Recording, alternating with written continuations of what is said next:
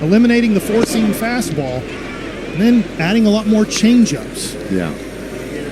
Yeah, we'll see how it plays out here tonight, but I think that's the expectation. A lot of two-seam, those sinkers, and a lot of changeups. And there he goes for the sinker again. That one a called strike, and it's 1-1. If you're a sinker ball pitcher and you get the call 2 or 3 inches below the zone, you can have a good day. It's offering, and that one fouled away, rather into the mitt for a strike, 1-2. Smitty hitting .274 with 9 homers and 28 RBIs. Kohanowitz gets him to bounce this one up the middle. Rengifo cutting across to his right, throws out Smith, and that is the first out of the ball game. Well, the defense tonight for the Los Angeles Angels, you have Ward in left, Adele in center, and Campero in right. On the left side of the infield, it's Newman and Neto. On the right side, it's Rengifo and Shonowell. And behind the plate is Logan O'Hoppe. There's the first ground ball out of the ball game for Kohanowitz, and likely not the last, as his next pitch is low to Corey Seager. Seager, .273 average, 15 home runs. And he is on a heater, as we say. And he sends that one foul back out of play. He's reached base safely now in 27 straight games. Longest streak going in Major League Baseball. 1-1 from Kohanowitz, and it's inside and low. Now, a Range Rover Sport engineered to win. How about these numbers in 7 games against the Angels this year? That's .625 average. It's 15 hits and 24 at bats. And 3 of those hits home runs. So, how'd they get him out 9 times? You begin to wonder. I mean, you really do. Kohanowitz, a guy who really struggled in his last start against the Rangers. And this ball is hit sharply up the middle, but right there for it, Neto. And he throws out Seager, 2 gone. Well, he hit that at 105 miles an hour, so I guess that's how you get him out, is you have him hit it right to somebody hard. But this is tough for Kohanowitz. You think about that game, I believe it was July 7th against the Rangers. After that game, he got sent down to the minors, and he's got called up for this game. So he's facing the team that sent him back to the minor leagues. Yeah, it's kind of an unusual spot to be in, as they'll work to Marcus Semien. You mentioned major changes, though, to his repertoire. I say that, and there's the four-seam fastball. And a rather generous call on a pitch that looked like it was well off the plate. And that one in a similar spot, but not called a strike. I was going to say, if this is the strike zone tonight, if we're given 2 inches down and 2 inches off the plate, stick around because DeGrom's going to have a special night tonight. So call your friends, let them know, because history will be in the making. 1-1, and that's downstairs. Junior Valentine is our plate umpire tonight. And there is, at times, a little inconsistency to his game. 2-1. That looked good. Yeah, that's a strike. So Kohanowitz, fairly efficient first inning, at least to this point. It was 2-2. That one misses downstairs. There's the changeup. 92 miles per hour. He's got a big arm. Only 24 years old, so a lot of growth. Probably not in his body. He's already 6'7", but in his pitching. Grew up in Philly. And it's 3-2. That's in the air, foul, and out of play. He was a third-round pick, Kohanowitz, back in 2019, to Harrington High School. In fact, he was the first player in his school's history to be drafted. 3-2 pitch, and that's very up. And there goes Semien, so the Rangers have their first walk of the night.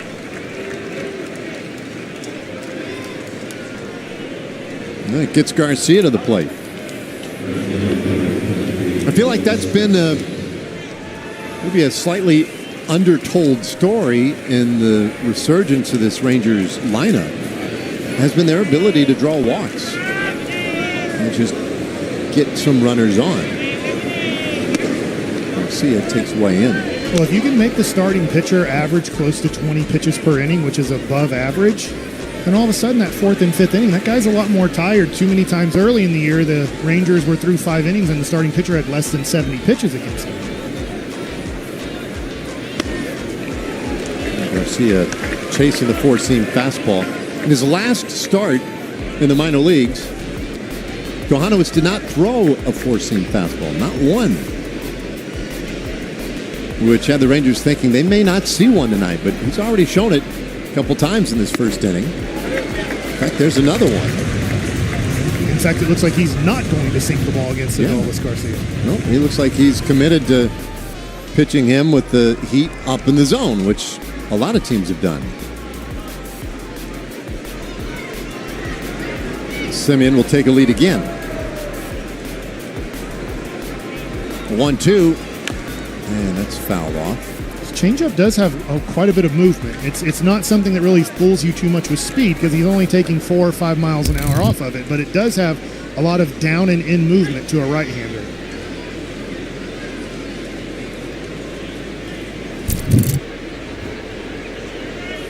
The righty's pitch, that's fouled away.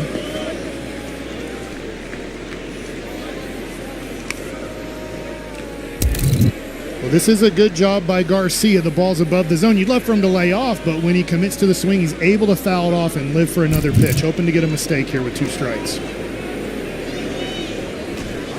Well, he's setting up a little lower this time, and the pitch fouled over to the right side. And that one gets into the seats in a hurry. Stays 1-2.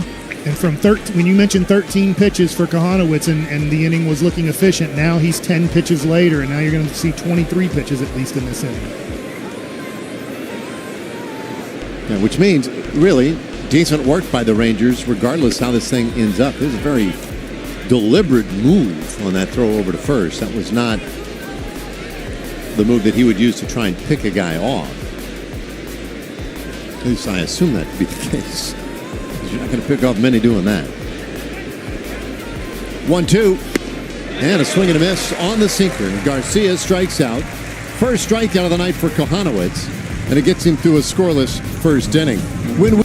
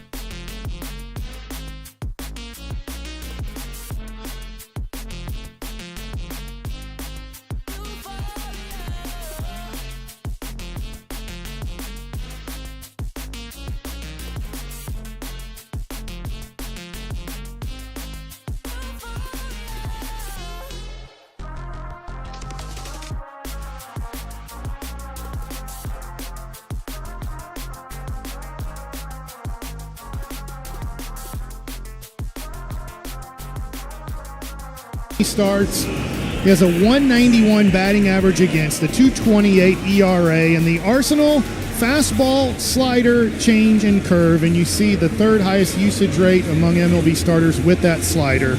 What a treat, Ranger fans. You get to watch one of the best in the game pitch tonight. Rangers defense, the vivid Rangers defense tonight is Langford, Carter, Garcia in the outfield, Young, Seager, Simeon, Smith in the infield, and Jonah Heim calling the pitches tonight. Well, here we go. DeGrom right after Neto, and that first one fouled away, strike one. Jacob, 10 wins, 2 losses. And that 2.28 ERA, what a year. With a 2-time Cy Young Award winner. And that is outside. The slider missing there, 1-1. Neto's numbers pretty good. He's having a nice year. Gives the Angels a little bit of power out of that leadoff spot with his 15 home runs. Count stays 1-2. So this will be interesting to watch, maybe this pitch. Either DeGrom didn't really like that pitch, or he's not liking his landing spot on the mound. The last 2 times that lead foot has landed, he's kind of looked down at the dirt. Here's the 1-2. And that is outside. Well, again. He continues to check down there. There's something. If it's a little slick or what it is, but he's not crazy about where he's landing right now. 2 balls, 2 strikes. And the pitch to Neto. And that is ripped over third, but foul. Now, Neto, out of that leadoff spot, is right about league average, maybe a little bit better in on base, but he does strike out a lot. 95 strikeouts this season. Crowds the plate a good bit. And he swings and misses, and that's strike 3. There is the first strikeout of the day for DeGrom.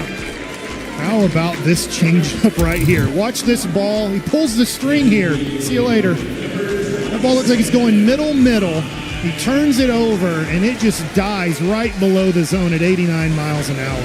Great pitch.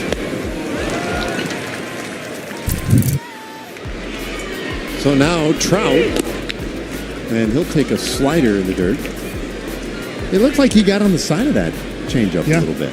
Yeah, but I wonder if it's just turning it. He want maybe start on the side and then to turn it over more. He definitely turned it over because it ran arm side at the end. Up and out with a fastball. 2-0 on Trout. Has he thrown a slider for a strike yet today? Feels like he's pulled him down and away so far. There we go. Thank you. Shall receive. Thanks, Jacob. I now have an answer to your question, Mike. I can answer in the affirmative. Well, pitching to Trout, who's been swinging a hot bat lately. And there's a slider below the zone. 3-1. Just being careful with Trout. 3-time MVP. 11-time All-Star. You would in general, but right now, recent evidence says he's seeing it pretty well, so you do want to be careful. Foul ball backed out of play. Runs the count full. Taking a look at our Ford leaderboard. Well, Trout's active ranks in home runs, RBIs, and average in big league baseball. He's just shy of 400 career home runs right now. And recently crossed the 1,000 RBI plateau. But he strikes out swinging here on the fastball. And DeGrom goes back-to-back strikeouts to start the game. Well, this is a spot where you can get Trout, especially when you throw 99 miles an hour. And after striking out Neto with the changeup, he goes with the heater here, belt high, and Trout's late.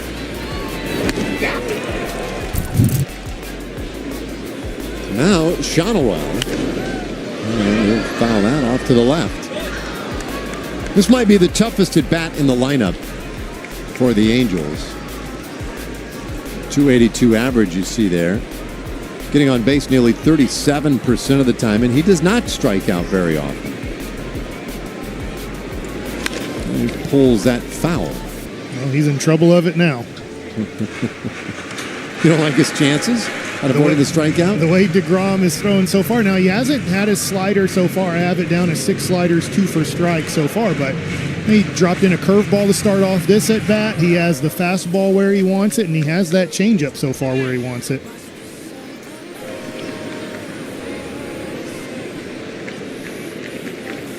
It'll be 0-2 to the lefty. And a swing and a miss. He got him on the slider. So, boy, Mike, every time you suggest it,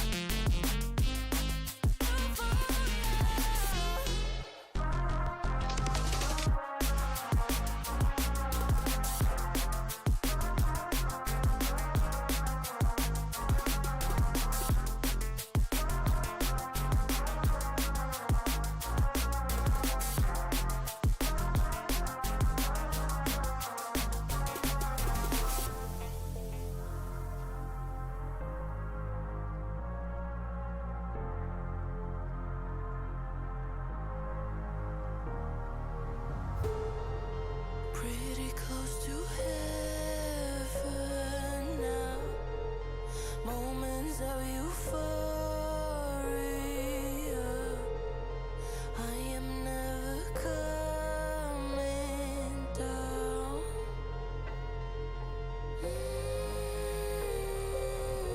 Oh my, this time I'ma keep it going. Stay fucked up, feel so good. I am the sky underneath my feet. It never looks so good. Oh my, that's right. I'ma keep it up, stay fucked up, that's my mood. Oh my euphoria.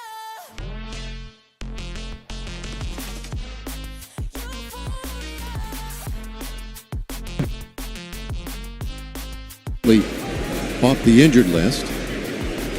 127 average. 2 homers, 6 RBIs, and he takes a strike. It's 1-1. So he's DHing tonight, batting 5th again, as he did yesterday.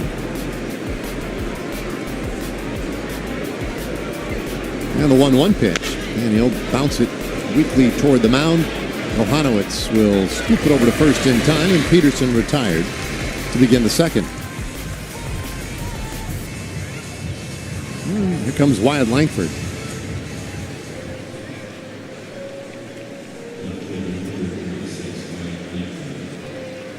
Langford, .233 hitter with 15 home runs. So many of these Rangers had kind of underwhelming looking homestands. He had 4 hits on the homestand, 4 for 29, but that hardly gives you any sense for what he did. Yesterday had a bases clearing double in the first inning against Atlanta. And he chops this one toward third. Newman has it, and they get Langford. And 2 up, 2 down. Langford also turned in that one of the greatest plays of the season on that homestand when he scored from first on a drop pop-up back of shortstop. It was one of the more insane plays we've seen this year. Always working hard, though. Nice defensive plays yesterday. So now, Evan Carter, he takes a little time to get into the batter's box. Doing his best to slow things down here for DeGrom, who was... Lean quickly made outs. Would that have crossed your mind when you were pitching that, Yes. hey, I got 2 quick outs, this guy's probably taking? Unless it's Corey Seager up to bat. I mean, there's certain guys, you got to be careful, but with Evan Carter, you know. Oh, a bunt right back to the mound, though, and Johanowitz will throw him out. So the Rangers go in order in their half of the...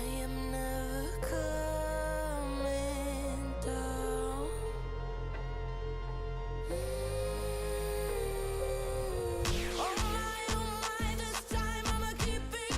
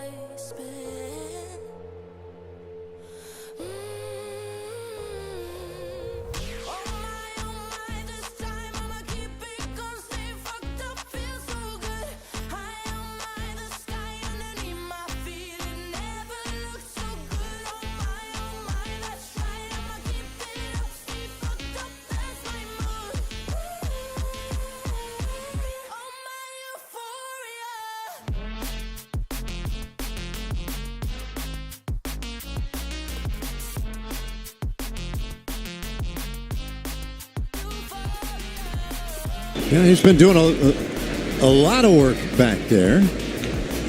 Yesterday, catching the day game after the night game, and then the long travel day, and back there again tonight. But he should get a break tomorrow, so all's well. If he could just kind of grind through this one. He looked pretty good helping DeGrom out there in the first inning. Struck out the side in order, and now Taylor Ward sends one deep out to right center, but Carter glides underneath it. One away. Contact. Forward contact. Yeah. So it'll bring up Joe Adele. I was expecting strikeout number 4, honestly.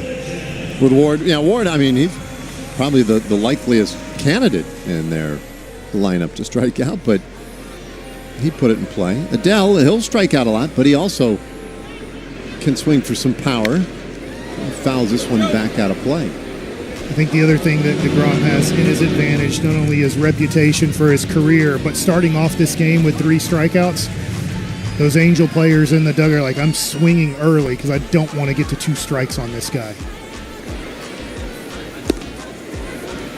And the slider misses there. The time he looked at the rubber part of the mound that he wasn't crazy about.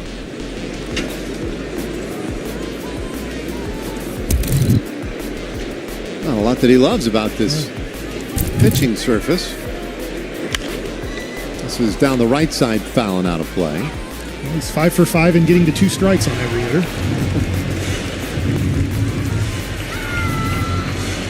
Well, he is one of the all-time best at what he does.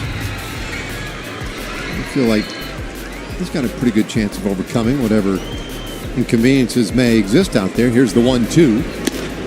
That looks pretty good. 99, but just off the outside. That ball has been called a strike against Marcus Semien today.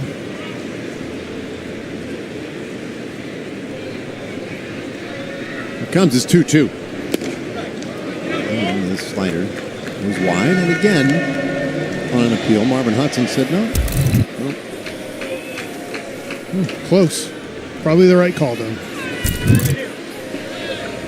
Now Adele takes time.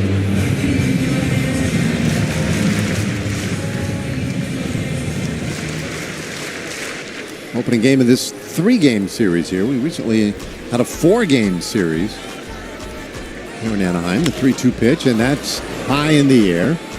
Out to right field, and Garcia will make the catch. 2 away. We've got just enough time here for Baylor's Scott and White help. Get the back care you need and get back to life.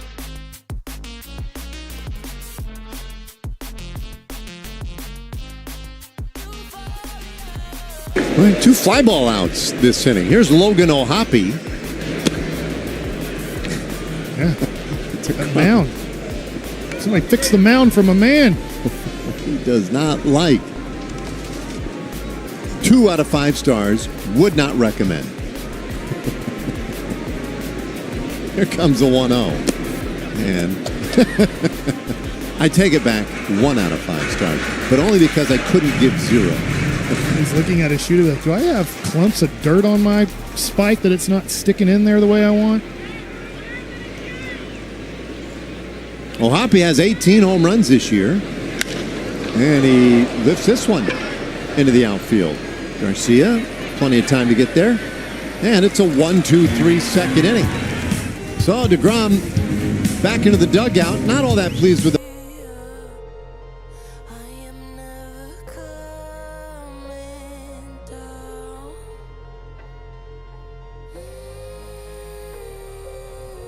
Oh my, this time I'ma keep it going, stay fucked up, feel so good. High on my, the sky underneath my feet, it never looked so good. Oh my, that's right, I'ma keep it up, stay fucked up, that's my mood.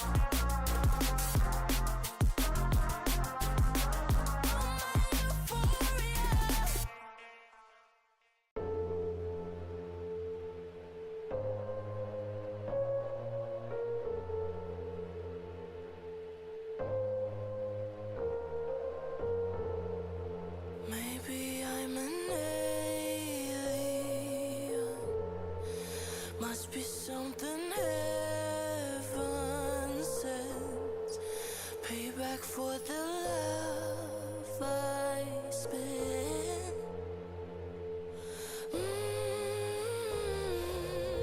Oh my, this time I'ma keep it going. Stay fucked up, feel so good. High on the sky underneath my feet. It never looked so good. Oh my, that's right. I'ma keep it up, stay fucked up, that's my mood. Stick. Hoping to keep that going here tonight against Kohanowitz, whose sinker is off the plate for ball one. Young, Heim, and then Josh Smith. Scoreless game here at Angel Stadium. And that one a little bit in. 2-0. Kohanowitz is yet to allow a hit to the Rangers. He did walk Marcus Semien. In fact, Semien, he's the only hitter in this game to find first base today. So that is a little bit off the plate.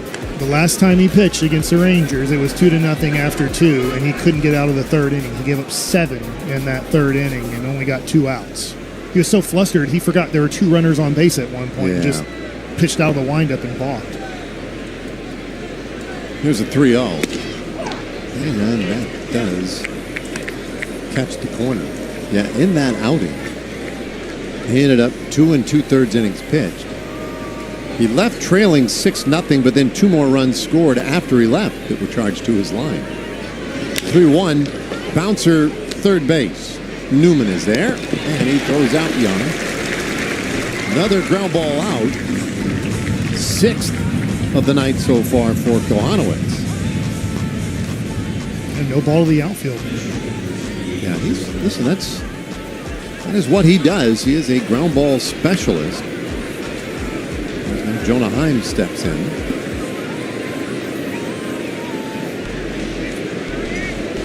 We're talking about that.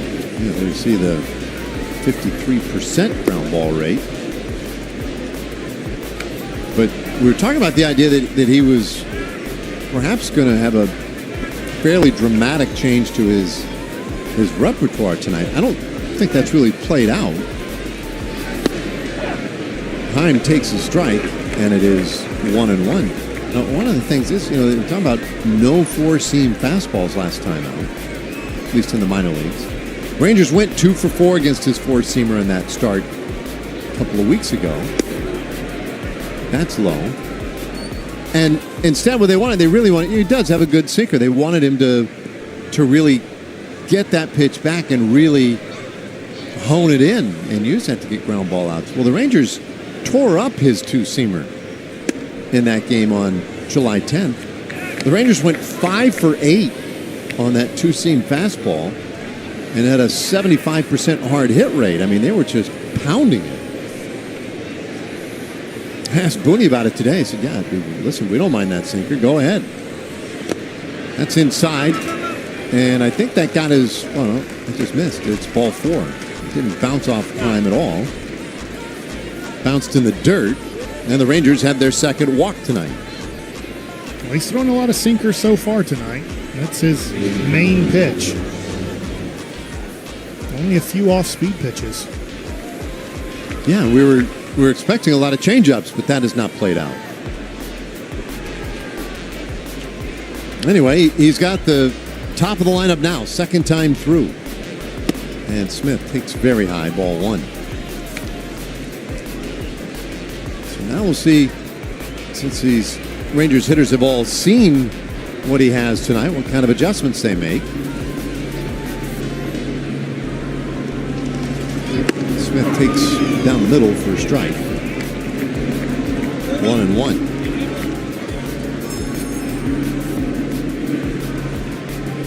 Usually down here in Anaheim, it's the early portion of the game where you'll see the majority of the offense. So a broken back flare to third. Newman grabs it. And that's the second out of the inning. And Smith lost a bat and an at-bat. All in one quick motion. Yeah, this sliced it in half.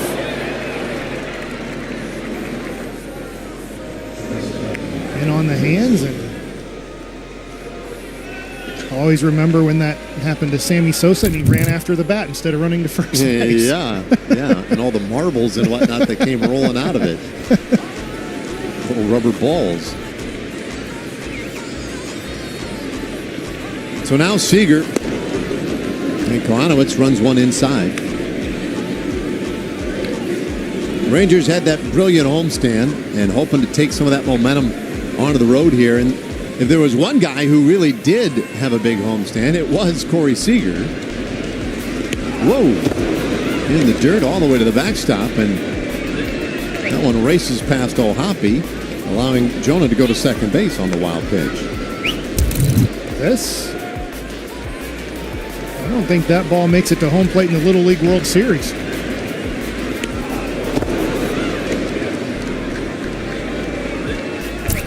Was this an intentional walk or? Yeah. Okay. Yeah, just put him on intentionally. Yeah. I guess they're saying hit by pitch, Dave. What? Well, on the replay, I didn't see it hit him. No, I don't think so. I think they intentionally intentional walk. So now Marcus Semien.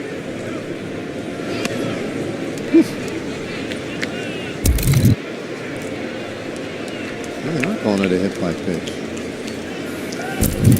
I couldn't. Bender. So 2 men on with 2 out. Rangers have the first base runner in scoring position tonight, and Kohanowitz up and out again. He's 2-0. He's gotten erratic in a hurry. Yeah, he has. Even Young, he got 3-1 on Young. He got their grounder to third base.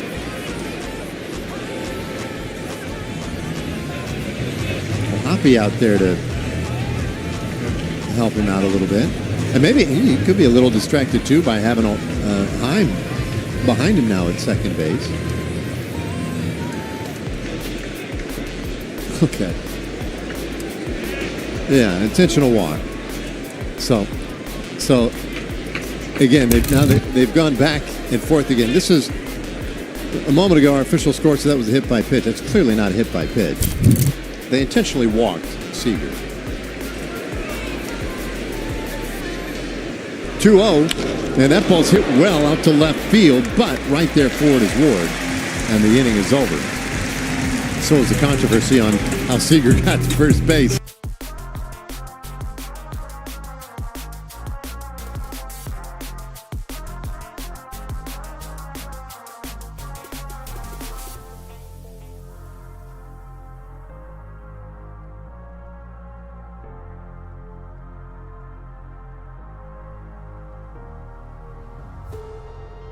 Pretty close to heaven now. Moments of euphoria. I am never coming down.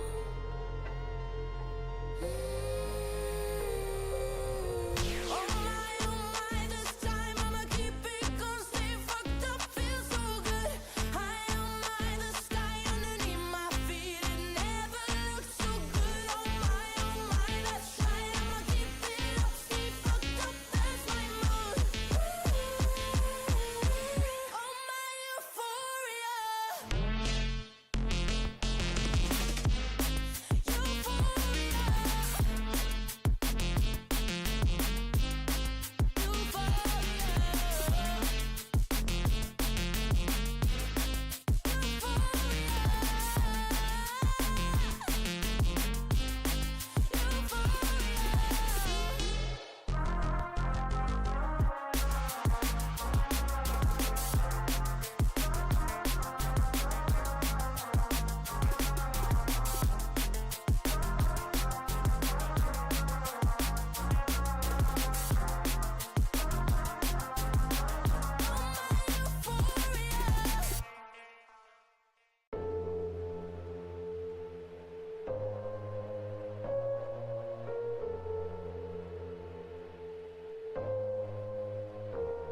Love that symmetry.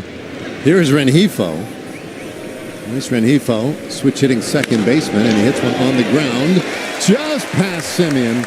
and into right field, and that's a base hit. Almost got your wish. Close.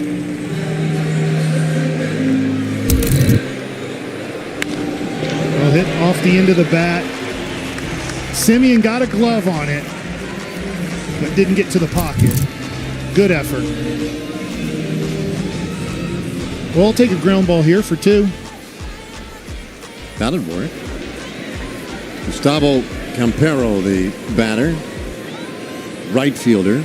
Switch hitter, hits left-handed, and he'll bunt one foul. Clearly, the Angels feeling that, especially at this part of the lineup, play for a run.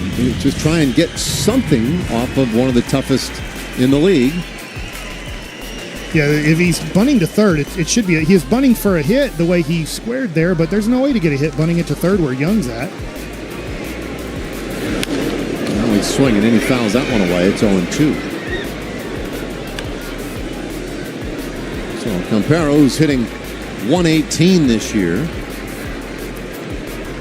has a home run and an RBI.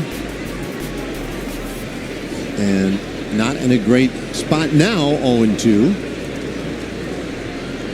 DeGrom delivers, and that's, again, lifted foul.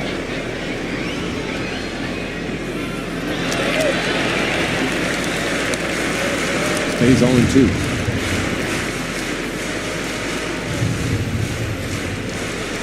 DeGrom got 3 strikeouts in the first inning. All swinging. Here's his 0-2 to Campero. And that's strike 3 called. And it was the slider. His first strikeout looking tonight. Well, this just froze Campero, as maybe he was hoping that breaking ball would break a little bit more below the zone, but just a nasty slider, looking for his 4th strikeout of the game.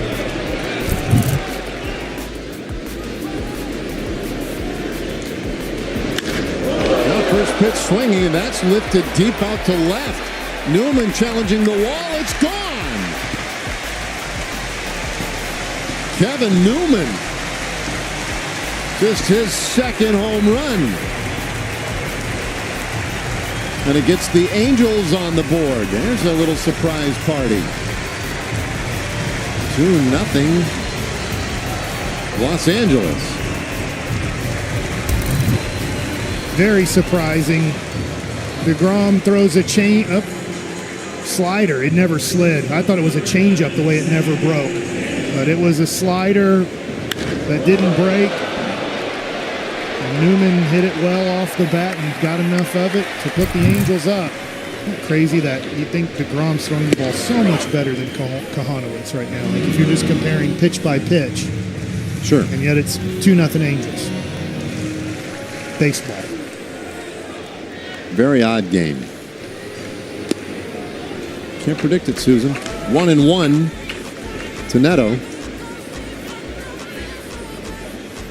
And this is the type of game, I think, coming in, you'd look at the obvious, the directions both teams have been headed, the fact that you have one of the all-time greats on the mound against a guy who got absolutely torched his last big league outing against the Rangers. And you think, well, this is the conclusion is foregone here, but no, not the case. Baseball's so strange that way. It's really the only sport that is that way. That unpredictable. Yeah. 1-2. Man, there's another strikeout. This time it's Neto. And there are 2 away. You can see DeGrom shaking his head. No, this is the part about being a veteran pitcher, even though he's still ticked off about giving up that home run. He makes a nice pitch here at 98, top of the zone, but he knows that each pitch has its own purpose, and he has to focus on that. And got his 5th strikeout of the game, and got to stay focused to get the 3rd out here and hold it to 2 the rest of the way. This is with a fastball to Mike Trout. And we've seen this sometimes with DeGrom, where something early in the game, a big hit, a run, something like that, kind of frustrates him, and then it's like he gets angry. And it can be really tough. I think he just violated the pitch timing. And so that is a ball. 2-0 on Mike Trout.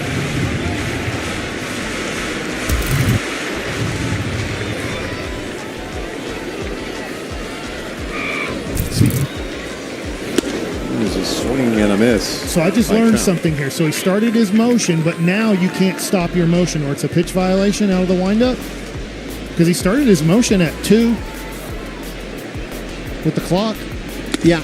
Actually, I thought it was at 5. You know? Okay, yeah, it might have been at 5, but he had plenty of time. So you can't now. It used to be, yeah, there's no balk or anything. If you don't like the way your motion's going in your windup, you can just stop. But now it's an automatic ball. I just found that out, right?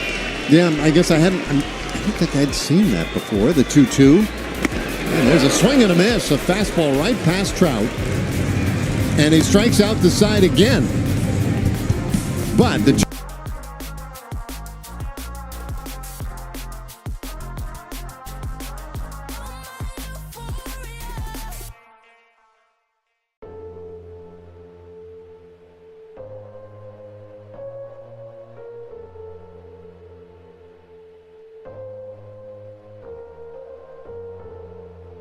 Maybe I'm an alien. Must be something heaven sent. Payback for the love I spent.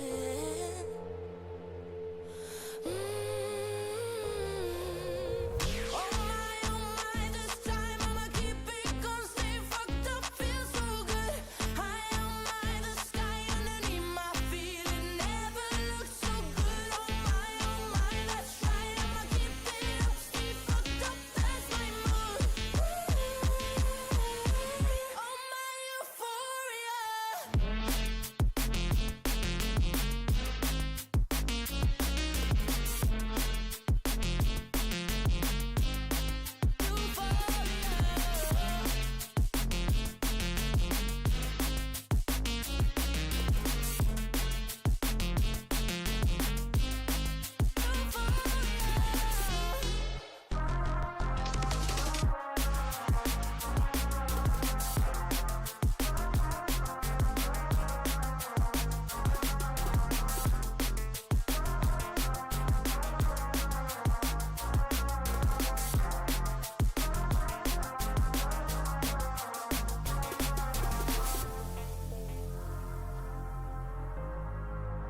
the passing of Ryne Sandberg, the Hall of Famer, longtime Chicago Cub, former MVP in the National League in 1984. He lost his long battle with cancer, apparently, earlier today. The announcement made by the Chicago Cubs and the baseball world mourning the loss of one of the real giants of the game. As Garcia rolls one down to third base. Just terrible news, and it hits hard for people, I think, certainly my age. I'm guessing your age as well, Mike, as you are a good piece younger than the old GOAT. But Sandberg was just one of those titans. Yeah. The 1980s, you think of the Sandberg game, guy who brought power to the second base position as Peterson rolls that sharply down the first base side and is retired. That's a well-hit ball at the second out of the inning. What are your thoughts about the passing of Sandberg? Well, it's sad, and obviously you grow up in Dallas-Fort Worth, but if you were growing up in the 80s, you got to come home from school and watch all the Cubs games you could ever watch. So just getting to know the Cubs and Ryne Sandberg being the face of their organization in the 80s through the early 90s. And he's a great player, and I never got to meet him, but from what I understand, ended up being a manager and a coach later in his life. A lot of great things said about him. Not only like Hall of Fame ball player, we all saw that, see the stats, but just heard from a lot of people how good of a guy he was and liked being coached by him. Yeah, very, very well respected, and just a gentleman of the game. Really, I hate hearing that news. Mark Gubicza, who broadcast for the Angels. Sits right next to us here. We were talking just before the ball game, and he was really shaken up by it. You know, and there's Gooby, one of the greats himself, and you know, it's one of those. I mean, he's talking about a peer for Gooby, guy he would have played against and knew well. This is just coming off Hall of Fame weekend this last weekend. And this one was down low, ball 4, and Langford draws the wall. Your boyhood heroes, though, guys, you don't even. Sometimes it's hard to even think of them in terms of being human, and that there would be a cycle of life. Yeah. I just think of second base in the 80s, and he was the best. When he retired as the all-time home run leader among second basemen. Nearly 300 as a second baseman. I had speed. He won, it was like 9 or 11 gold gloves, a ton of them. Yeah. Anyway, our condolences to the Sandberg family, of course, as all of baseball grieves the loss of one of the true greats and the heroes of our recent generation. There's a bounce of foul. Third base, or rather first base side. 0-2 now on Evan. Another thing about greats too, Sandberg, spending your entire career with one team, right? Like that's one of the greatest accomplishments I think guys can have in the modern game. A swing and a miss. Carter strikes out, and the inning is over. Bottom of the fourth coming up in Anaheim.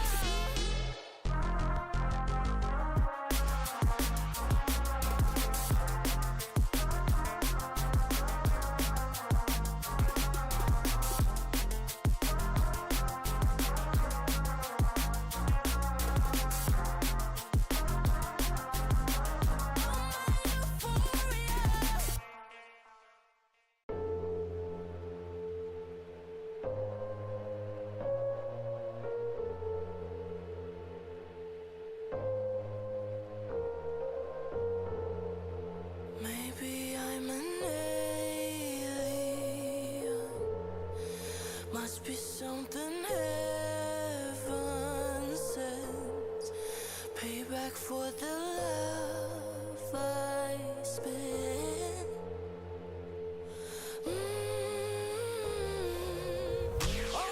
Oh my, this time I'ma keep it gonna stay fucked up, feel so good. High on my, the sky underneath my feet, it never looked so good. Oh my, that's right, I'ma keep it up, stay fucked up, that's my mood. Oh my euphoria.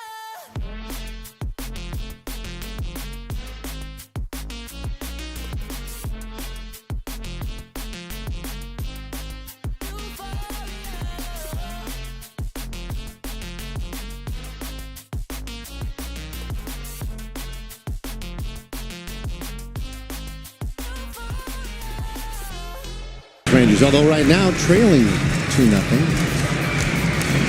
Mike, I wish you would have corrected me during the inning instead of between the innings. I guess I didn't even realize that Ryne Sandberg's career, that he started in Philadelphia, that he played like whatever it was, 13 games or something with the Phillies. Back when he was just a kid, 21 years old. I do now. Well, I mean, all his rookie cards, if you ever have a card of them through Topps or Donruss or Flea or whatever, it's all Chicago Cubs cards. Yeah. So he got his cup of coffee, though, with the Phillies. This one lined to second base, and Shonowell retired to begin the fourth inning. We'll bring up Taylor Ward. So 6 strikeouts so far for DeGrom. They give up that 2-run homer to Kevin Newman. And that's it so far today. Game dominated by pitching. And his first fastball does catch a corner for a strike. And as great as DeGrom is pitching, Jack Kohanowitz with a no-hitter through 4 innings for the Angels.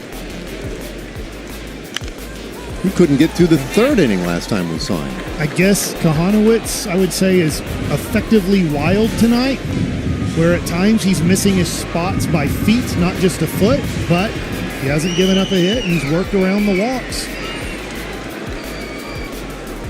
0-2. Oh, this is high. I mean, you're through 4 innings, and you didn't need any outfielders for this game so far if you're the Angels. You could have just had them all sit there. The one line out by Simeon.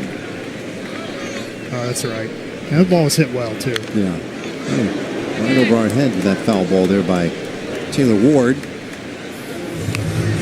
DeGrom at 50 pitches. Been fussing about that mound a little bit tonight. You see the pitches by inning. Pretty consistent.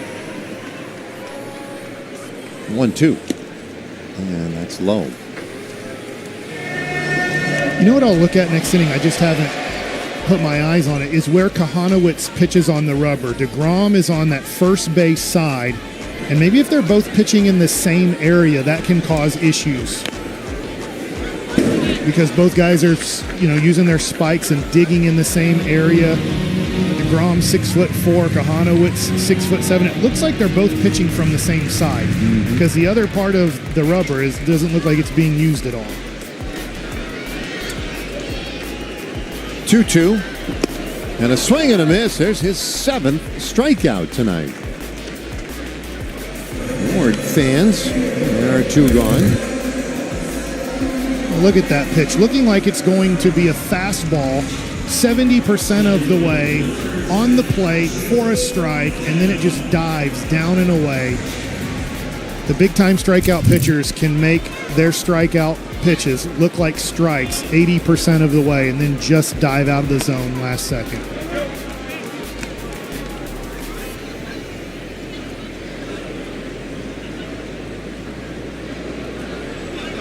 Joe Adell 0 for 1 tonight. And he hits that ball sharply past shortstop.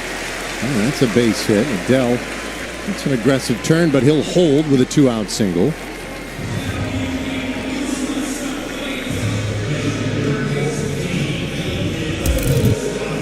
Well, trying to go away here. Not a bad pitch. Just give Adell credit for a good job of hitting. He's a tough guy for me, Joe Adell. He's having a really good year. Sometimes he has no discipline at the plate. Sometimes he has great discipline at the plate. Because sometimes you think, oh, he's going to chase. And then he doesn't chase. Then you think he's going to be disciplined. Then he chases on you. Which one's your, as a pitcher, you're kind of like, which one's your approach? Are you a guy that's a free swinger, or are you actually trying to work the count here? It's clever, right? Keep you off balance.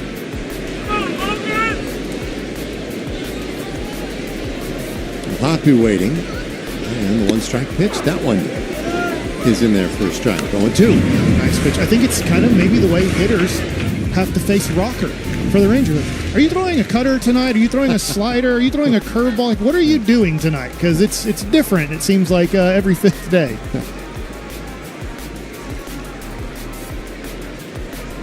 Well, the pitcher's job is to throw off the timing of a hitter. Maybe the hitter's job is just to throw off the psyche of a pitcher. If so, Adell's done a good job of that.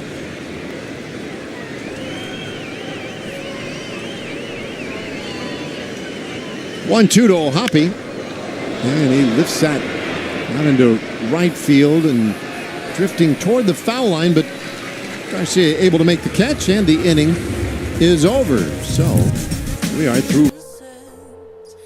Payback for the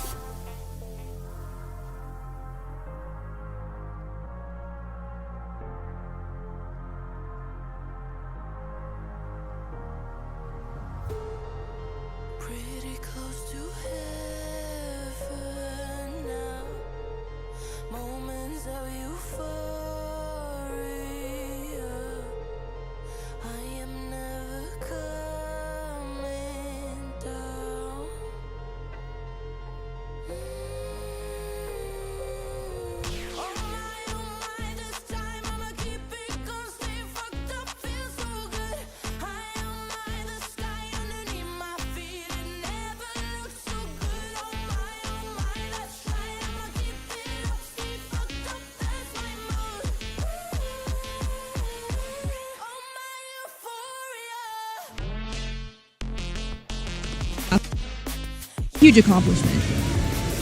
Yeah, it's a really great program and fantastic job by all those youngsters who put in the work and reaping the rewards. And congrats to the Rangers for all the work they put in to help make that happen. Really, really cool initiative. Awesome facilities over there. Oh, Indoor facilities, amazing. outdoor fields, turf. so now Young going to work here in the fifth inning for the Rangers. Young, Heim, and Josh Smith. Will the Rangers break through against Kohanowitz? We'll find out. They got to get a hit off him eventually. There's a chopper shortstop. Neto takes it on a high hop and throws out Young to begin the fifth. And we have time here for Quick Trip. Hey, baseball fans! Hit a line drive double with Quick Trip's limited time deal of 2 hot dogs and any BQ for just $5. QT, more than Anaheim, he walked in the third inning. Rangers have had 4 walks tonight against 1 strikeout, and I would say that normally that is going to result in more runs scored and a lot of offense and victories for this Rangers team. That's one of the really simple indicators is the strikeout to walk ratio for Rangers hitters. And with 4 walks and 1 strikeout, this is about as properly balanced or positively balanced a game maybe as they've had this year. There's a foul ball, and it's 1-2 on Jones. It's tough to have a no-hitter going when you've thrown 63 pitches and only 35 strikes. But yeah, that's what's happening. A.J. Burnett style. That's exactly, yeah. What was it, 9 walks in his no-hitter? Yeah. 1 out here. And then the 1-2 pitch. That one is pulled just foul.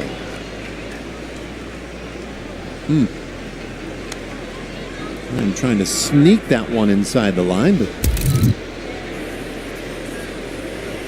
just foul.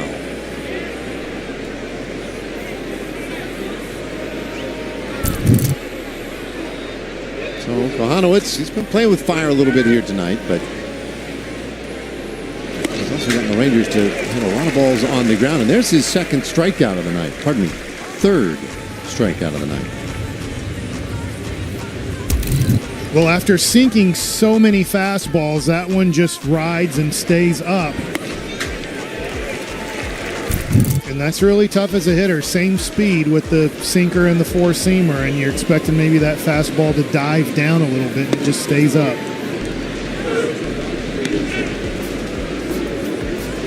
And they both pitch off of that exact same spot.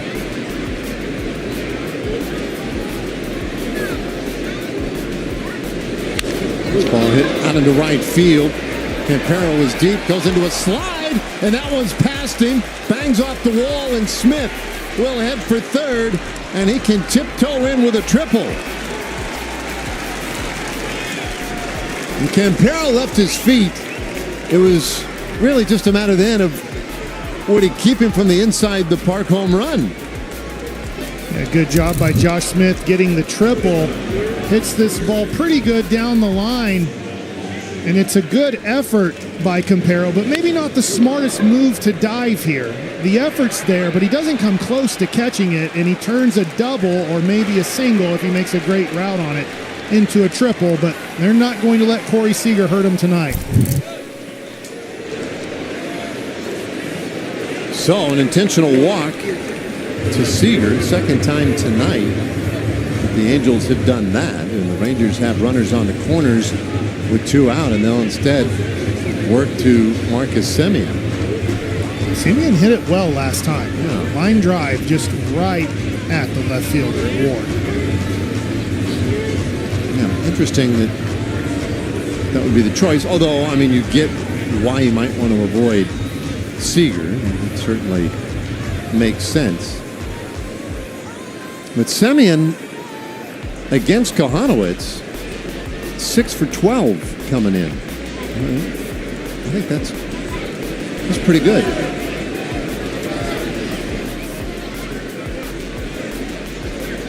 That gives him a good chance here of getting something done. A base hit and score a run, and that one is off of his instep.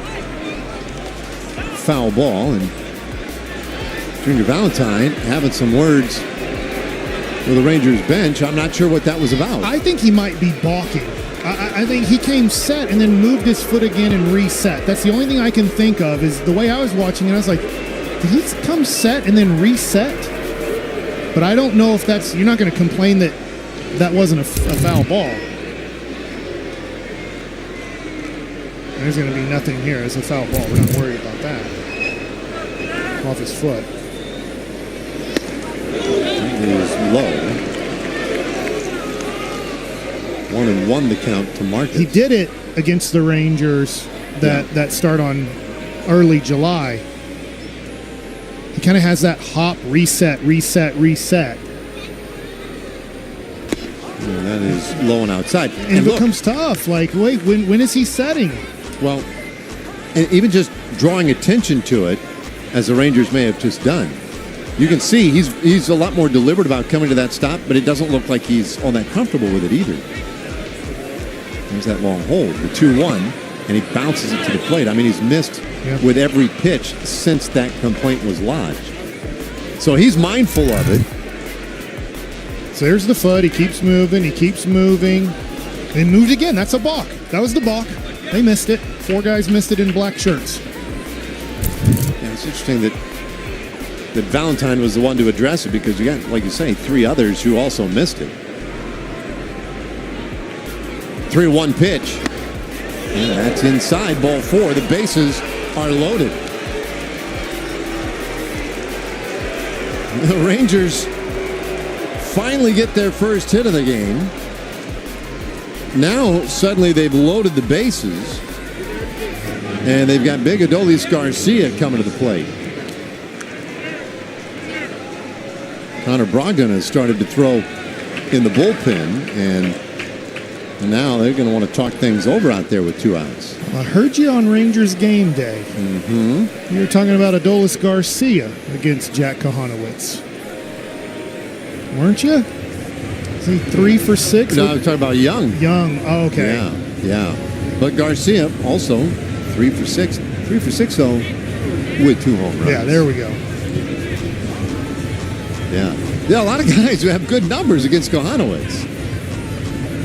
And it's just, you like having Garcia up in these kinds of spots. This is where, going back to that homestand, there weren't a ton of guys that put up the big numbers as we've talked about.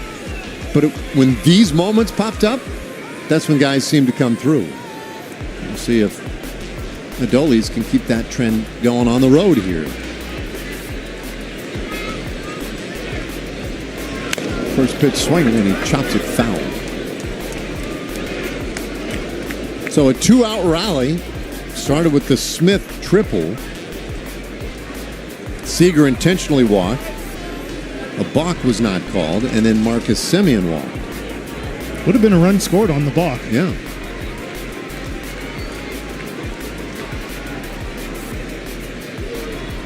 Now the 1-strike pitch. And a swing and a miss. A fastball right past Garcia.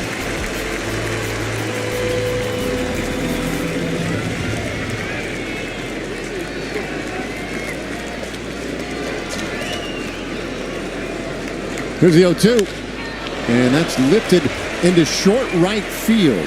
Campero able to get to it. No, he bobbled it! And he lost it! 2 runs have scored! And now Garcia goes to second. It was like a receiver fielding a punt. And he just flat fumbled it. Wow, you just don't see that.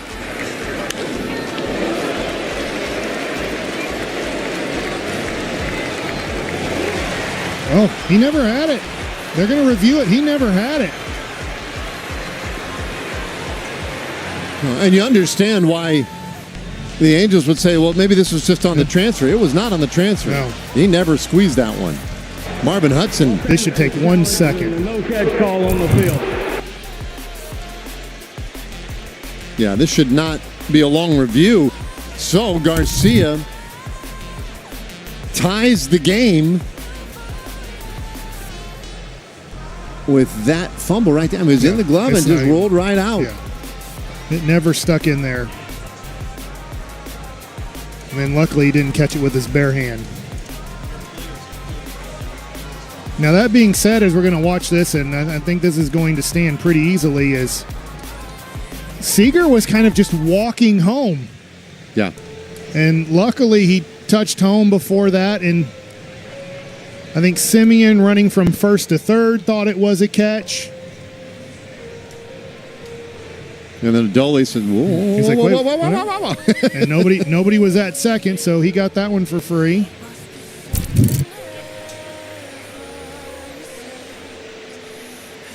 We'll take it.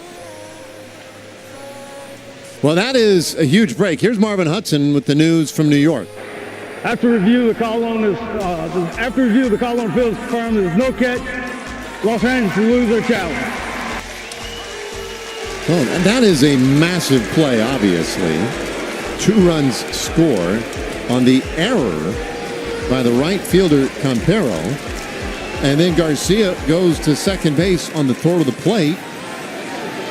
And now Ray Montgomery has to make a change. A 2-2 ball game of the Rangers with runners at second and third. And Kohanowitz, what an ugly way.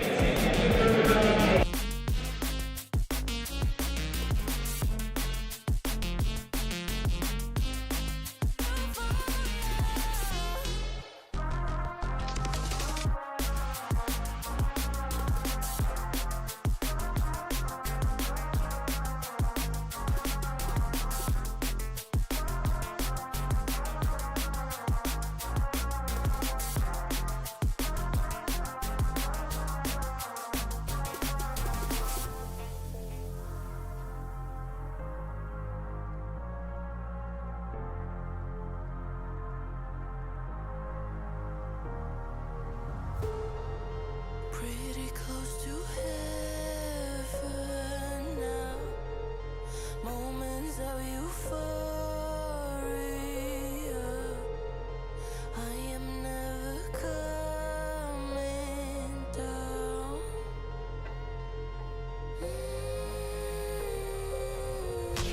Oh my, this time I'ma keep it going. Stay fucked up, feel so good. High on my, the sky underneath my feet. It never looks so good. Oh my, that's right. I'ma keep it up, stay fucked up, that's my mood. Oh my, euphoria.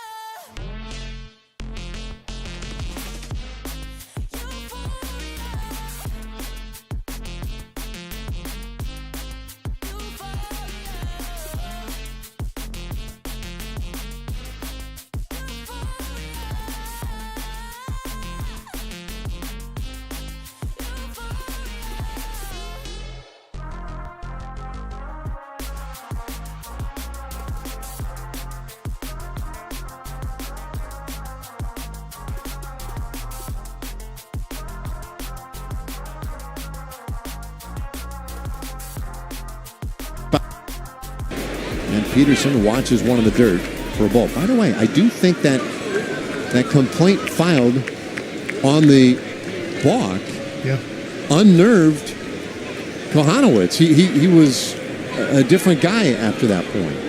The walk, the error is not on him. But what a weird finish to his evening. It was down the middle, 1-1. The other thing that's crossed my mind is, could Simeon have scored from first? There were 2 outs. He ended up at third base. Garcia alertly took second after he saw the throw go through to the plate. One, it shows how fast Langford is if you go back to the homestand against the Athletics. And then 2, you have to be running pretty hard from the start if there's an error made to give yourself a chance to go home. Yeah, you got to be running, I don't want to say like a maniac, but you got to be running really hard. 2-1. I mean, there's nothing about that play. That's a once in a I don't know, 20-year fumble out there. I'll be honest, I put my head down and then heard you screaming about a drop ball, and I was like, what just happened? Because I was writing down F9 to end the inning.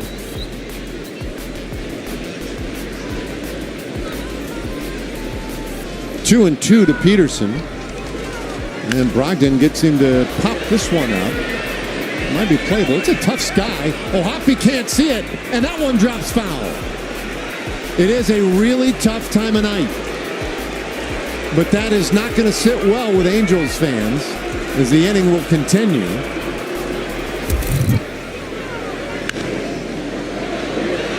Well, Hoppy never saw it. Brogdon, I don't know if he saw it. The only guy who had a chance at it was Newman. Yeah, Campero. There's somebody out. There's room in the doghouse for two. Take advantage, Peterson. This is a good time to make an impact on the 2025 Texas Rangers right here. You take advantage of a couple mistakes in this inning. That's out number 4 in the inning they've got. Yeah. Well, let's see if he can figure it out here. The 2-2. And that's high. Full count.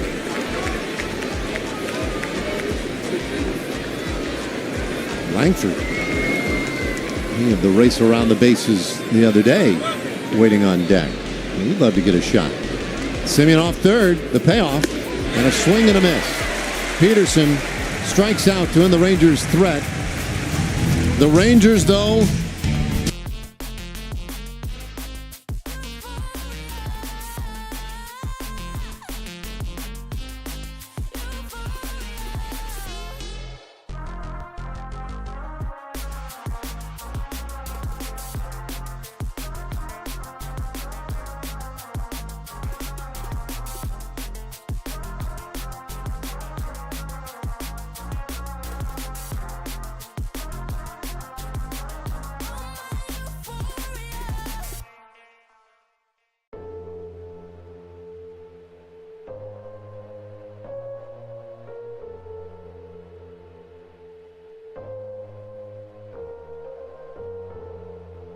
Maybe I'm an alien.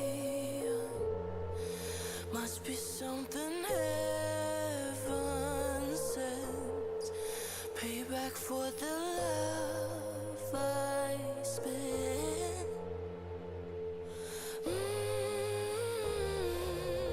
Oh my, this time I'ma keep it going. Stay fucked up, feel so good.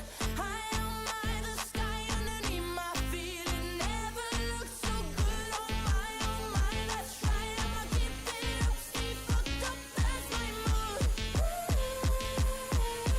Oh my euphoria.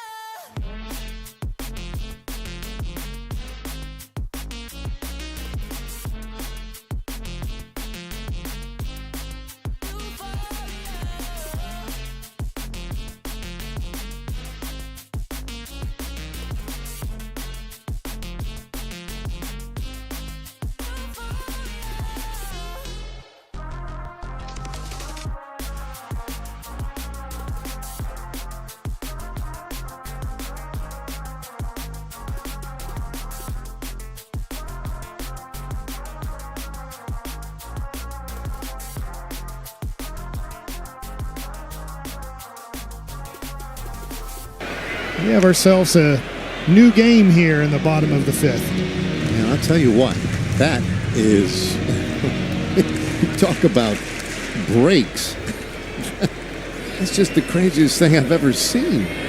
It's Rengifo takes off the plate, 1-1. You know, when things are going right and you're finding ways to win games and you're trying to get your feet back underneath you and whatnot, moments like that start to make you feel like you're just charmed. Rengifo lifts it out into left field, and Langford reels it in, one away. I know there's a lot of baseball left in this season, but can you imagine if you're a hardcore baseball fan and you're a Yankee fan or a Red Sox fan or Mariner fan or Astro fan and you're watching this one and you see the Angels miss that fly ball there and the Rangers have entered the race in the second half of the season? You'd have some questions. What is going on?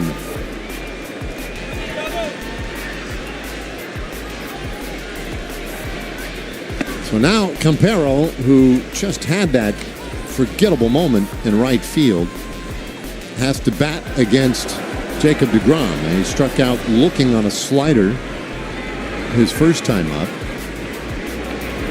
And he hits this ball hard out to right field. That drops in for a base hit. And Campero will have to dive back, but he's in there safely, as Garcia thought maybe he would try and catch him getting a little froggy over there. This isn't a bad decision by Garcia here. You give Campero credit for getting the hit on the fastball in. You can see how hard he is coming out of the box. Garcia knows he's going to cut it off in plenty of time, sees the possible hard turn, and throws it back to first base. Give Campero credit after hitting the base, shutting it down. Plenty of time to get back.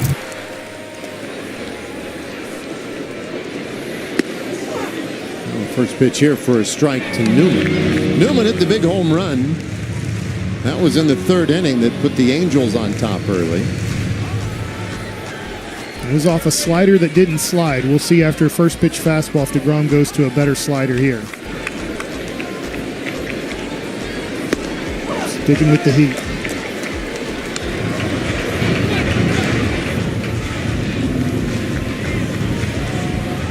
Now the Angels are complaining about deGrom coming to a stop.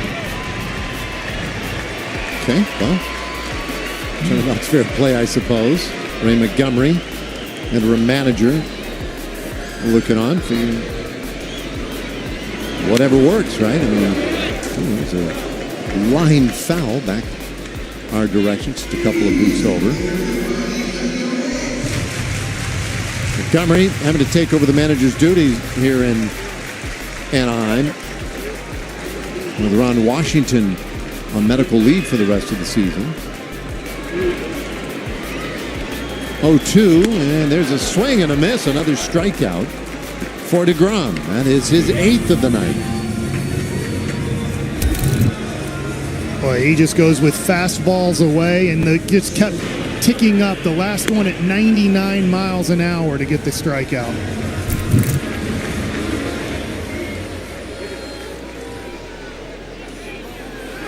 So now with 2 gone, it is the third time through the lineup. And here is Zach Neto, who has struck out twice. And we'll watch a changeup low. Swung through a changeup for his first strikeout. Couldn't catch up to a fastball in his second strikeout.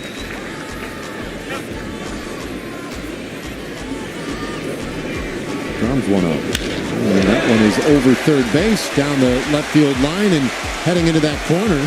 Campero got a good start. They'll wave him to the plate. Here comes a throw from Seager, and the ball dropped at the plate. Campero scores from first to break the tie and put the Angels back in front 3-2.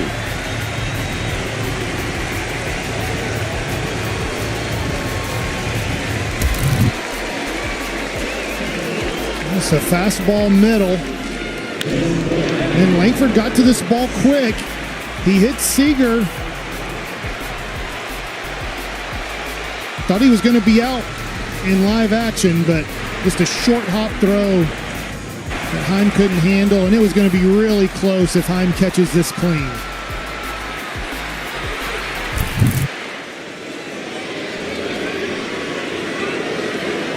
So that gets Trout to the plate with a man at second, and he takes outside.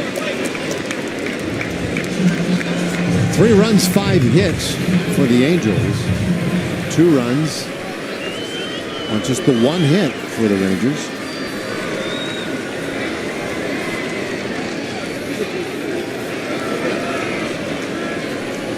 And the pitch. And that is up and out.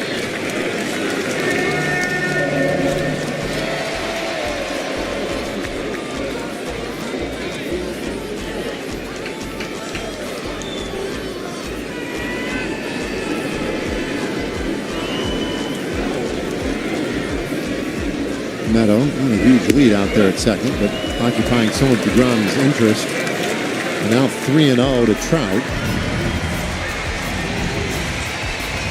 That's interesting. How aggressive do you get here with one of the better hitters in the game? Trout has struck out twice today. 3-0, and he's taking ball 4.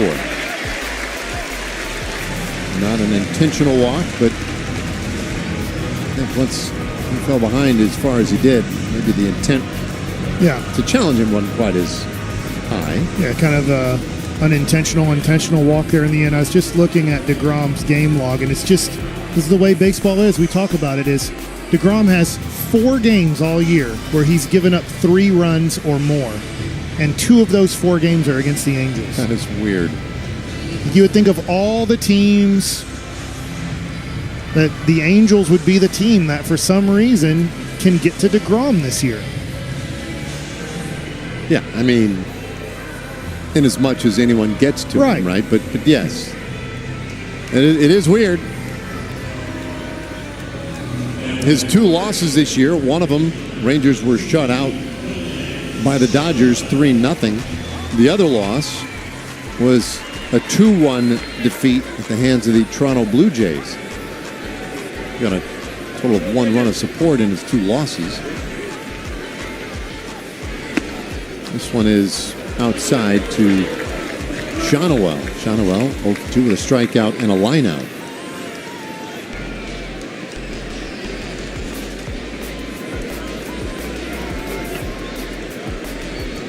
Couple of base runners. The righty's 1-0. That is in there. Crisp 98 on the 4-seam fastball.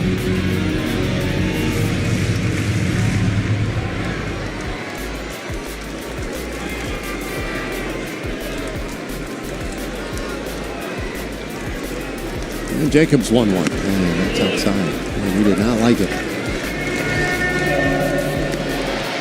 It's an interesting reaction there. Well, it's certainly the biggest miss we've seen him have tonight. But yeah, kind of a wince too. Bouncer by the mound, and Semien is there to gather it up. Calls out Shonowell, and the inning is done. So we are through 5. Payback for the love I spent.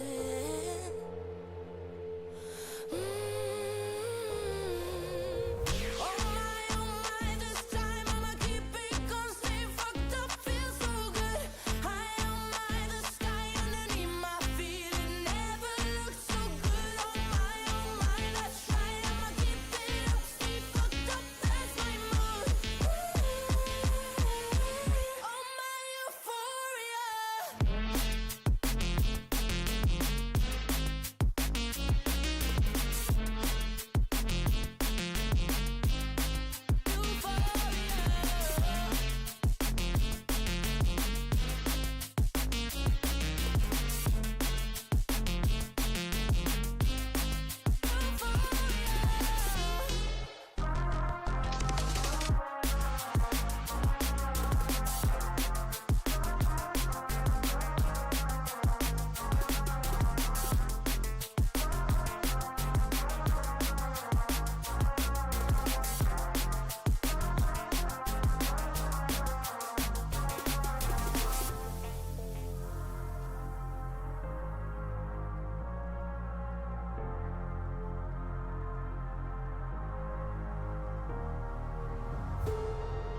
Pretty close to heaven now. Moments of euphoria. I am never coming down.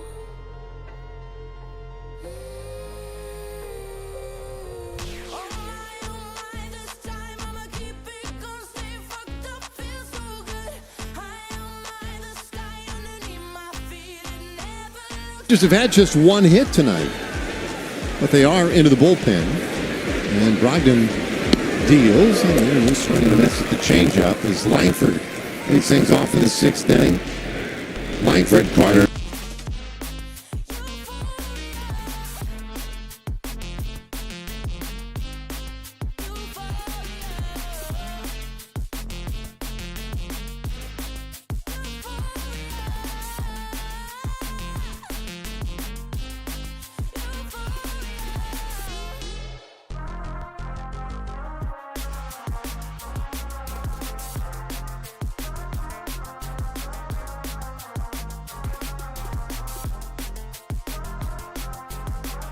It's pitched a very good game. Count 0-2. They do have activity going in their bullpen as Jose Quijada has started to toss the ball down there. So we'll get the left-hander ready. When the lineup turns over, this one is lined out over third. That's a base hit. Good start out of the box for Langford. And he can cruise into second with a double. There's that great speed and ever-present hustle. And he's in scoring position. This is a good job. That pitch moves a lot down and in. Doesn't hit it well, but for a lot of guys in Major League Baseball, this wouldn't be that easy of a double. But for a guy that can run this well, he makes it to second easily.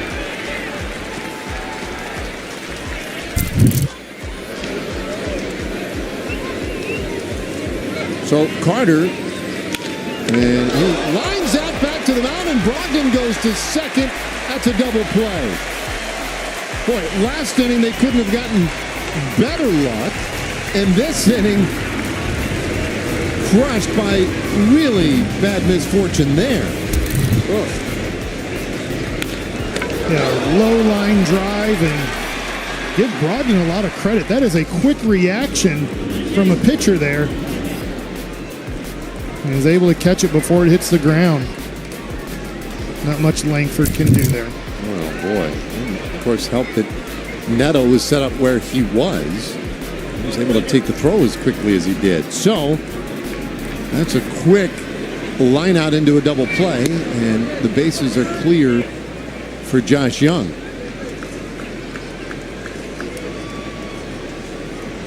Young 0 for 2 today. Now, he has hit in all 6 games since coming back off the injured list. And he smashes that ball. Left center field. That one is gone! A solo shot by Young, and he ties this game in the 6th inning. And he keeps that hot bat going.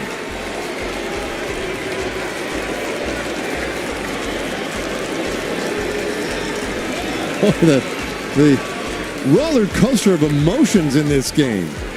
What a great answer after the double play line drive. 87 middle down and just crushed at 109 miles an hour. I know he's been back for a week now, but welcome back, Josh Young. Now Hyman, he'll chop one down to first, and that results in an easy put out to win the inning. But the Rangers back in it again using the long ball of Josh Young. His 10th home run of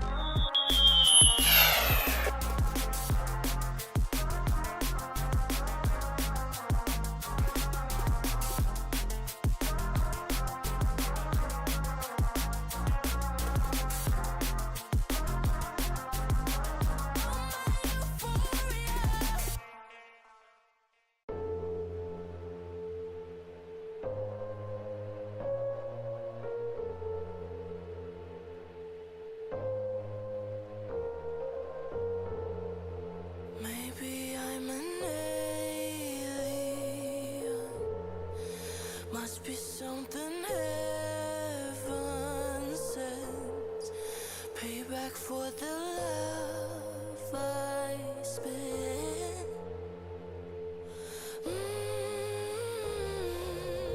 Oh my, this time I'ma keep it gonna stay fucked up, feel so good. High on my, the sky underneath my feet, it never looked so good. Oh my, that's right, I'ma keep it up, stay fucked up, that's my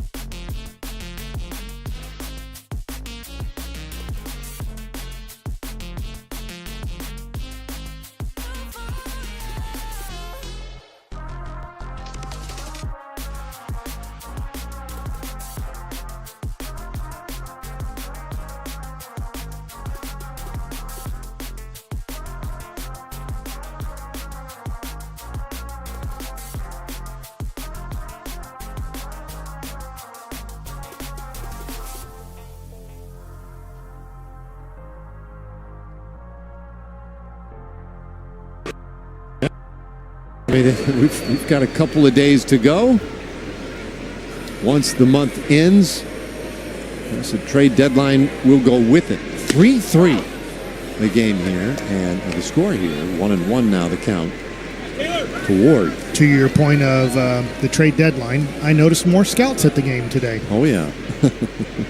So they're getting in their final reports on both these teams to their general managers and presidents, and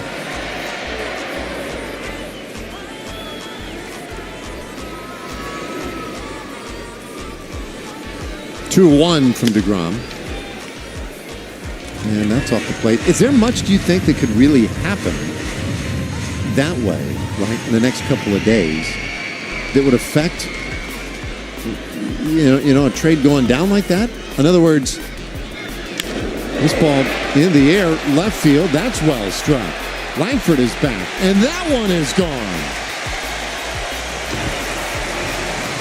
25th home run of the year for Taylor Ward. And so the Angels retake the lead. It's now 4-3.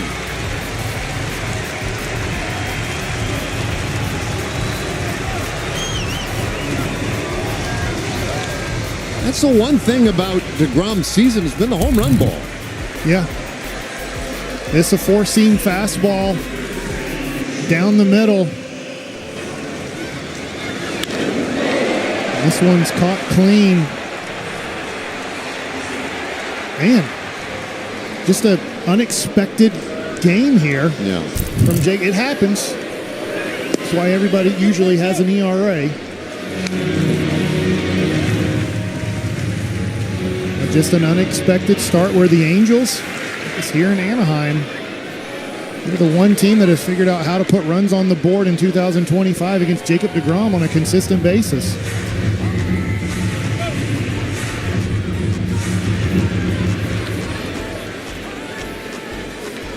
Activity in the bullpen, and the 1-1 to Adele, and he lifts it over the right side, and that one will end up in the stands.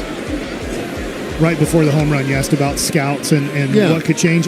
Here's what could change. Not that they're scouting for Jacob deGrom, but if you're looking at relief pitchers and you see that they're throwing the ball 2 miles an hour slower than their average or something like that, you have to wonder, is his arm kind of tired right now? Are we possibly trading for a tired arm? And those numbers in April through July might be going down in August and September. How does he look physically? How's this stuff finishing at the plate? So I think stuff like that. It might be a little bit tougher on position players to go, gosh, this guy's looking like he's getting tired. Ball popped up on the infield here, and Semyon squeezes it for the first out of the inning. And gives us time for Jack in the Box.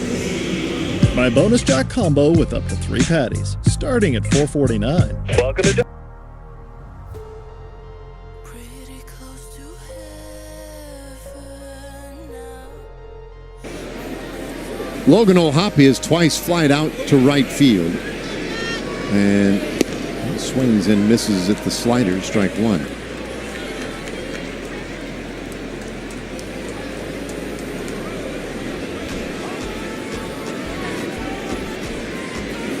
DeGrom tries him again. Slider, maybe not the best command he's had of that pitch so far tonight. Here's his 1-1. And that is hit well out to right field. Garcia twisting around back there, and that one lands on the warning track. I'm not sure how well he saw that ball. He didn't see it. That was an out. I think under normal circumstances, that absolutely is an out. Now, if you can't see it, that makes it harder.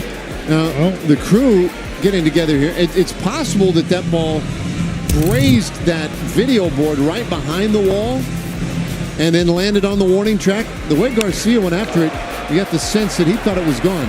But does it go off that wall? I don't know. I think it just hit the warning track. I do too. I think everybody's confused. I think that ball's 5 feet short of the wall. Yep.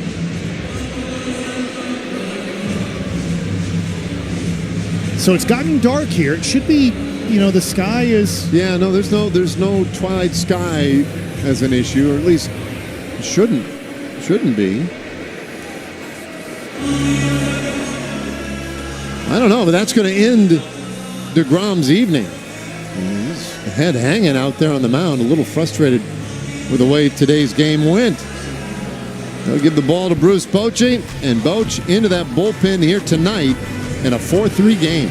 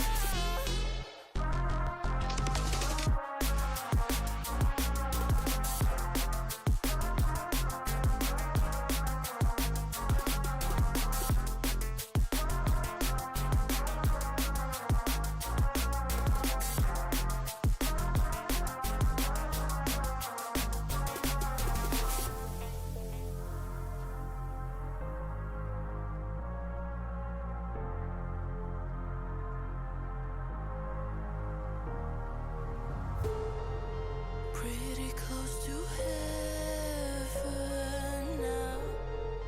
Moments of euphoria. I am never coming down.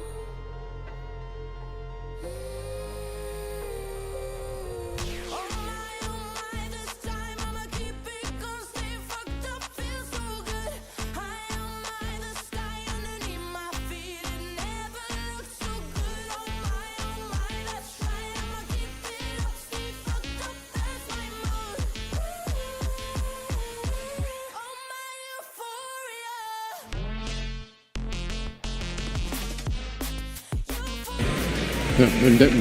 Not so sure he ever picked it up. So Jacob Webb is on now with one out and a man at second base. He'll face Luis Rengifo. He's 1 for 2 tonight. If you were planning on getting any rest tonight back home, my apologies. This thing makes no sense at all. Our Choctaw Casinos and Resorts game within the game. Rangers bullpen has been outstanding.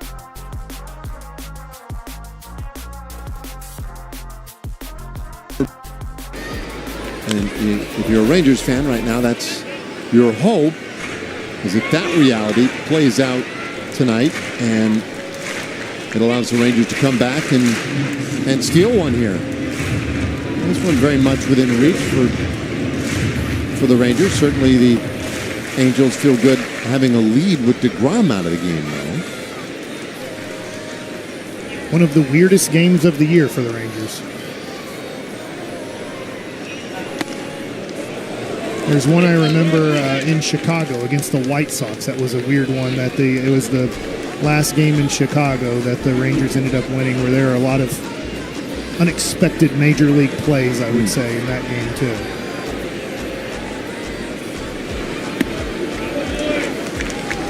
Two and two. Reminds me of an old friend, Cooter Brown. This game. A little inebriated. What is going on?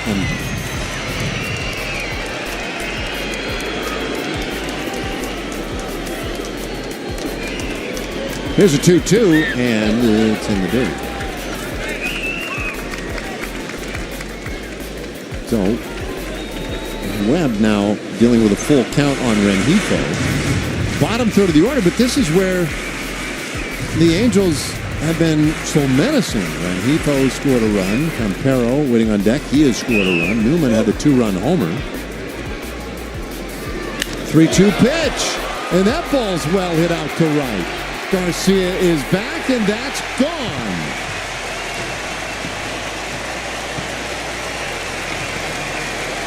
Rengifo's 5th home run of the year.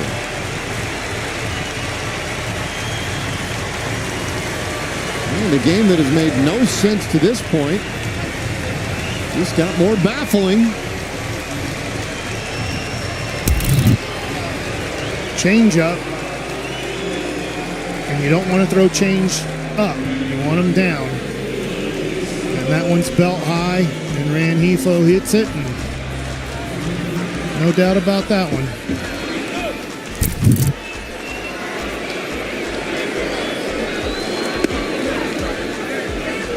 So now a first pitch strike to Campero. The bottom 3 hitters in the lineup today are 4 for 7 with 2 home runs, 4 runs scored, and 4 RBIs for the Angels. So there's that. 6-3.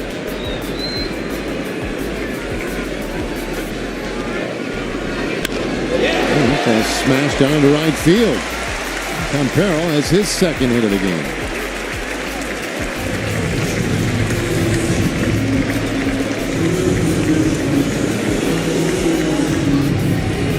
He's having a good offensive night. He gave the Rangers 2 runs earlier in the game.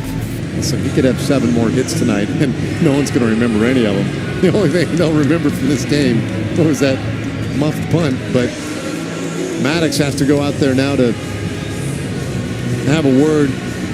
Maybe I'm an alien. Must be something heaven sent. Payback for the love I spent.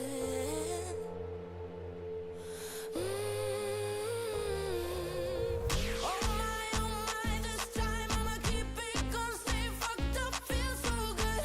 High on the sky underneath my feet, it never looks so good. To get the last out, most likely. Yeah. And instead, 3 runs he scored. Campero is at first base, and here is Kevin Newman. And he'll foul it away.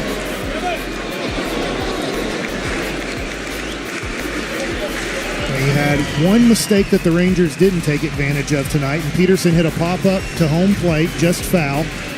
They don't see it, miss it. It's 2nd and 3rd, but he still strikes out. That was a mistake that the Rangers weren't able to take advantage of. Wow, pickoff throw over there. Good job by Smith to make sure he caught it. Nice job. Always a tougher catch here for a right-hander. Reaching across the body there. 1 strike pitch, runner going, throw down to second base, and not in time. 2nd steal of the year for Campero. Now he's at second base. Simeon did a nice job here of holding the tag just in case Campero comes off, but looks like he's able to, once the hand comes off, the foot's on the base.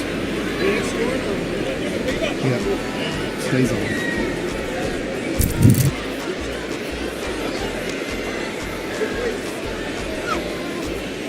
Runner going again. The 1-1 is in there for a strike. Throw to third base this time, and he got in again.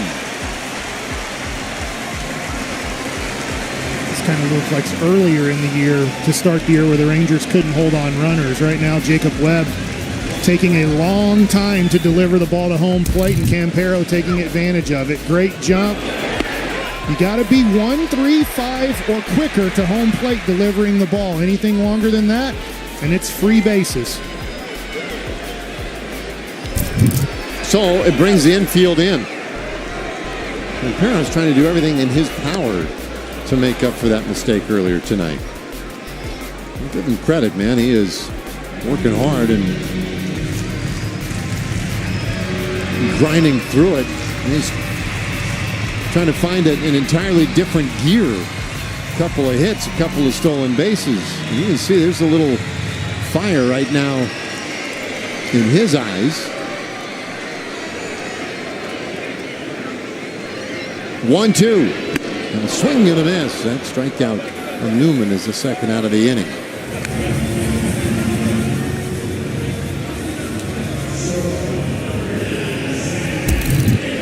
Goes with the fastball. Middle, just a challenge fastball there. Gets the strikeout.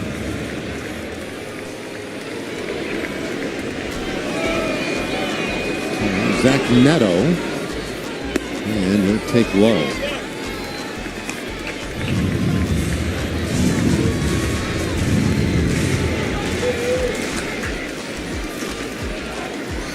Bottom of the sixth inning. Both bullpens have it from here, and there is a strike on one. Sweeper from Webb.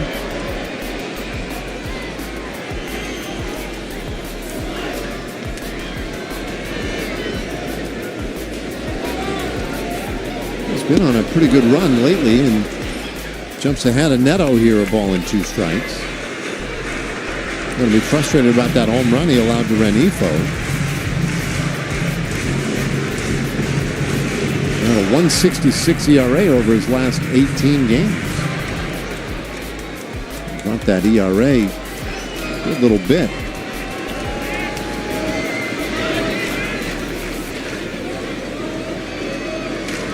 Neto crowds that plate right side. And a swing and a miss. He strikes out of the changeup.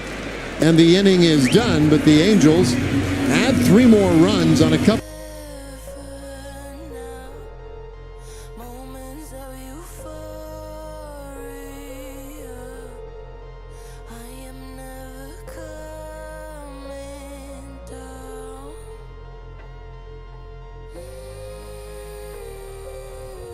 Oh my, this time I'ma keep it going, stay fucked up, feel so good. I am the sky underneath my feet, it never looked so good. Oh my, that's right, I'ma keep it up, stay fucked up, that's my mood. Oh my euphoria.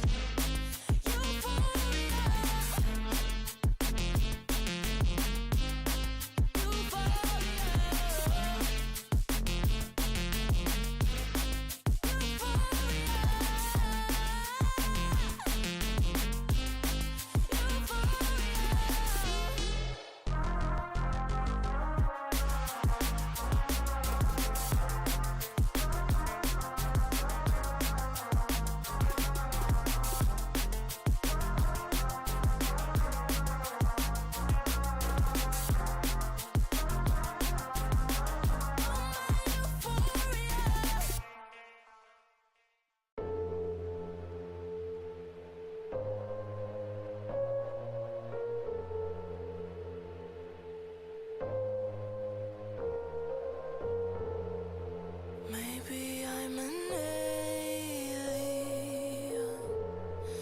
Must be something heaven sends. Payback for the love I spent.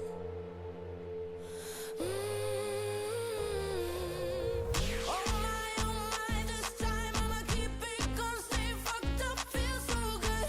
I am the sky underneath my feet, it never looked so good. Oh my. Lefty is on here. 2.73 ERA, 39 Ks to 9 walks, and he gets 2 lefties to start off the inning.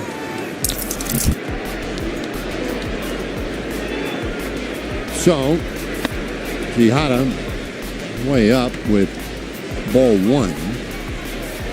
He was just recently selected from Double-A club, Rocket City Trash Pandas. It was on Friday. Made his season debut on Friday with a scoreless inning of relief. And this is there, 2-1. Quite a finish to his delivery. Does he have a little, remember Carlos Perez of the Montreal Expos? Does he have a little of that in him right here? Like, way up with ball 3. I think he's blaming the ball on that pitch. There's the ball a few inches outside, and just keep that hand up for a while. Yeah. It's like he just hit that 3 and is backpedaling down the court. 3-1 pitch, and he moves that one.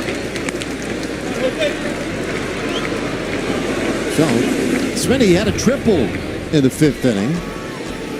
Eventually scored on a crazy play in right field, the 3-2, and he watches ball 4. It's another walk. The Rangers have drawn plenty of those. I continue to go back to that. If you walk appreciably more than you strike out, man, it's tough to beat a team when they do that. The Rangers have 7 walks tonight against 4 strikeouts. 7 walks. Sooner or later, those turn into runs. Jugada bounces one up there to Seager. These are pretty big misses, too. They're not just barely off the plate. Even though he wanted the one that was about 5 inches off the plate. It is not like the pitch is being called right now. I'm going to tell you something. I enjoy watching this guy right here because there's a lot of things going on. As though Hoppy feels the same way, except I'm enjoying it because I'm rooting for the Rangers. He's not enjoying it going, hey, what did you drink before this game?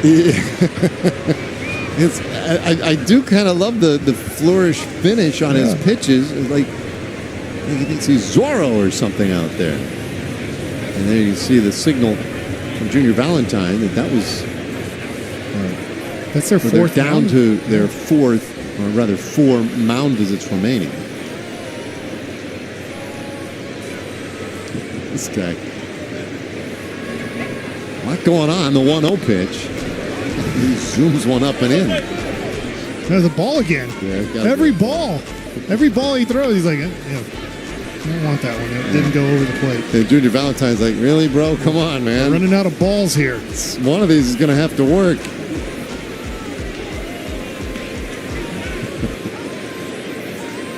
Smith off first. And Seager hits one hard the other way. Down the line, toward the pole, and that is just foul. That one just had a little slice in it. Missed it by that much. Looks like Boach was looking at Bees, and Bees told him it was foul. Yep, just barely. Couple seats.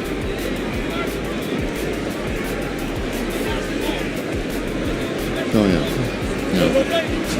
I'm surprised Seager had confidence. He always is ready to swing, but I mean, this guy ain't very close to the plate a lot.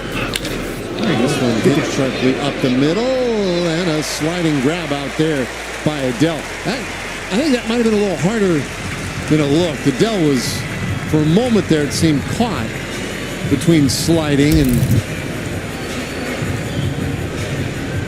You talk to outfielders, it's always tough when it's a line drive right at you because you don't have a good depth perception on those.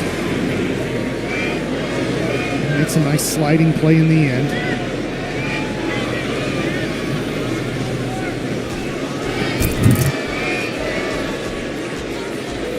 So now Simeon, who has walked a couple of times, and he'll take low and out. If the pitcher had a heart monitor on right now, what would the beats be right now? Just register tilt. Here's the 1-0. Yeah, that's way in. Either keeps the hand up or then he takes the follow-through leg and then kicks hard.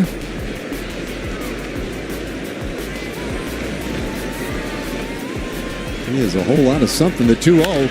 And this one is out into the alley in left center field. A base hit. Smith turns second but holds.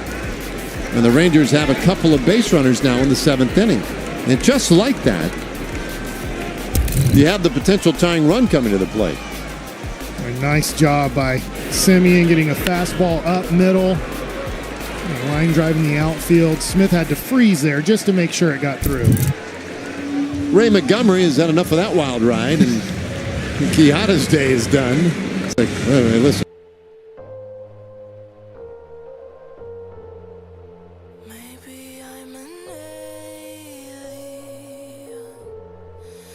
Must be something heaven sends.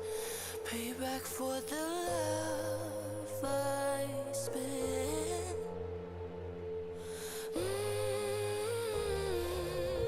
Oh my, this time I'ma keep it gon' stay fucked up, feel so good. High on my, the sky underneath my feet, it never looked so good. Oh my, that's right, I'ma keep it up, stay fucked up, that's my mood. Oh my euphoria.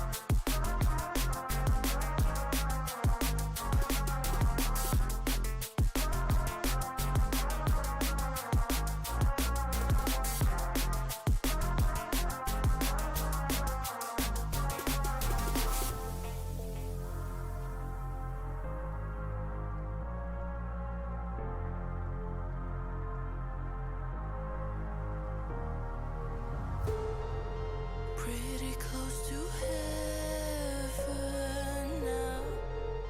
Moments of euphoria. I am never coming down.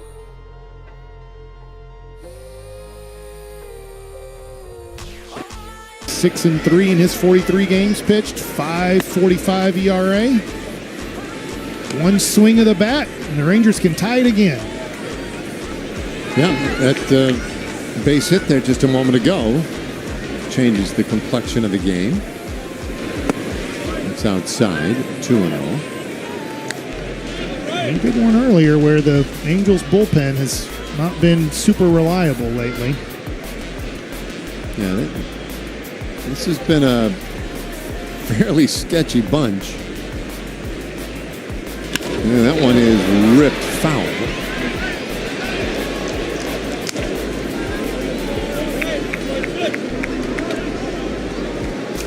Two on one the count on Garcia. One out. Good speed out there too in Smith and Simeon.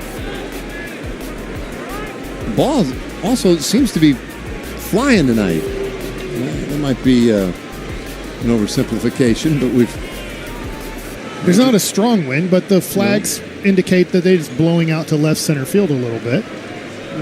4 home runs in the game. Uh-oh.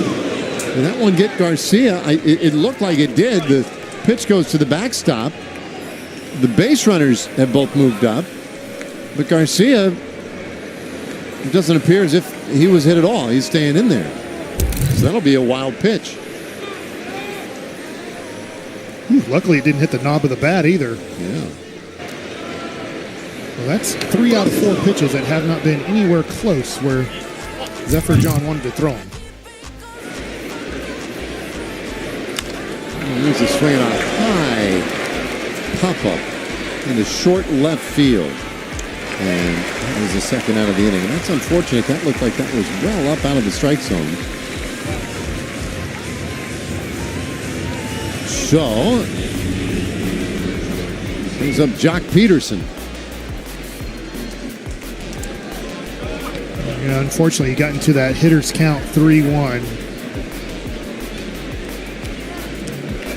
Jock Peterson, just, I can't imagine, how much spring training you need to get your timing, and Jock coming off the injured list with just facing a lot of live batting practices here. Let's see if he can be on time on one of these. 0 for 3 tonight. And the second game back and looking for that first hit. And listen, a simple hit, right? Just a base hit. Does some meaningful damage here. 1-1 the count.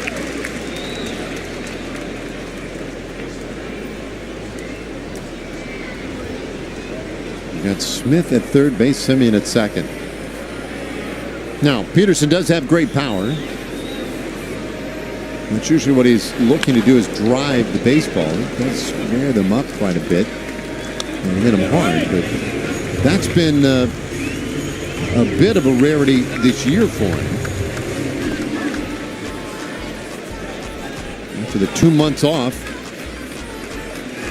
the hope is that he finds himself in a different rhythm. The 1-2. And he takes strike 3 call. Right at the bottom of the zone.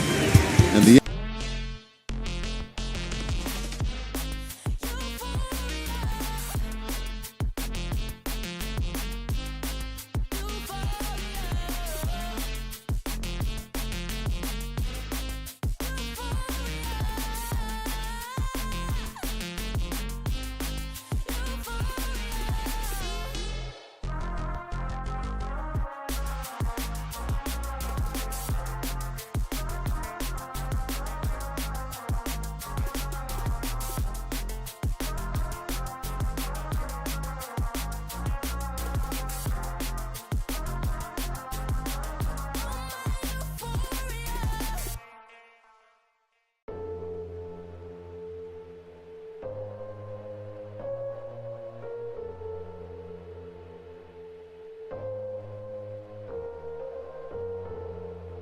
Maybe I'm an alien. Must be something heaven sends. Payback for the love I spent.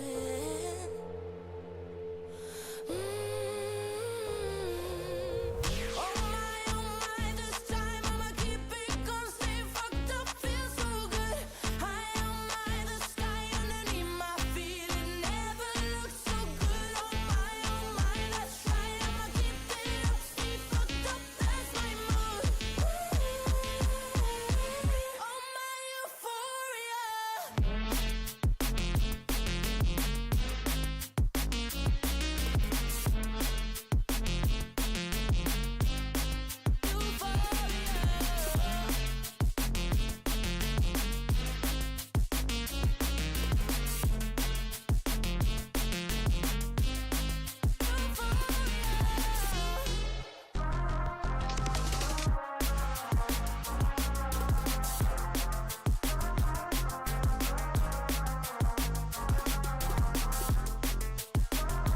toward immediate and long-term relief and recovery efforts. So go ahead and check it all out and see how you can help. Mike Trout leading it off here in the 7th inning. It's Trout, Shonowell, and Ward. Angels just dodged a bullet in the top of the inning where the Rangers had second and third with 1 out. They could not get a run home. And this has been one of those kind of frustrating games tonight for the Rangers.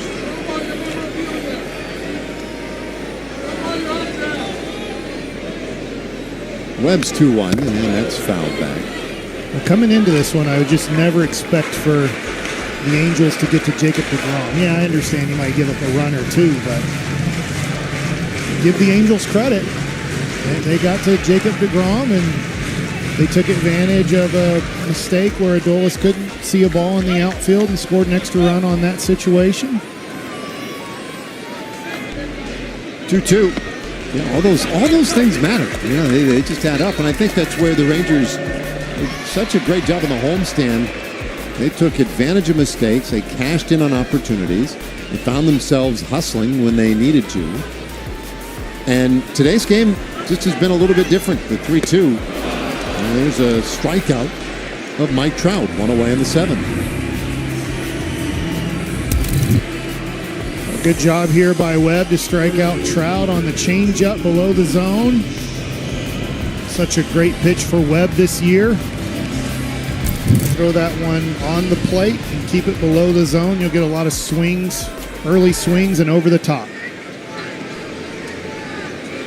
Shonowell, and he'll spoil the changeup. 0 for 3 tonight. Angels got 2 runs in the 3rd, a run in the 5th inning, and then 3 more in the 6th tonight. Cold wind beginning to loosen in the Rangers pen. And that pitch is low. 1-1 to Shanawa. So I've talked on a number of occasions tonight about the Rangers drawing 7 walks and only striking out 5 times. Now that's normally a really good indicator that you're going to score runs in that ball game. On the other side of it, the Angels have drawn 1 walk and they've struck out 11 times. And yet they have scored 6 runs on 9 hits. So there really are no absolutes in baseball. Your processes sometimes can be good, but you're not going to get the results that you want. I guess that's sort of the reality. There's a bouncer on the first baseline foul.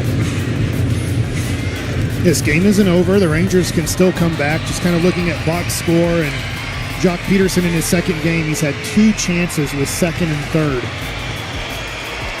And it's tough to hit against major league pitching when you haven't really had, the at-bats needed after coming off of injury for your timing to be on to hit these guys.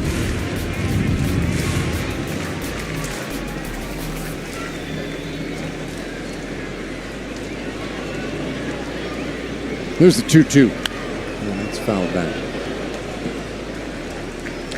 Webb and Shonowell in a nice battle here. Taylor Ward would be next.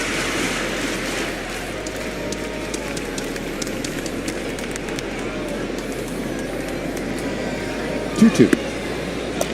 That's a full count.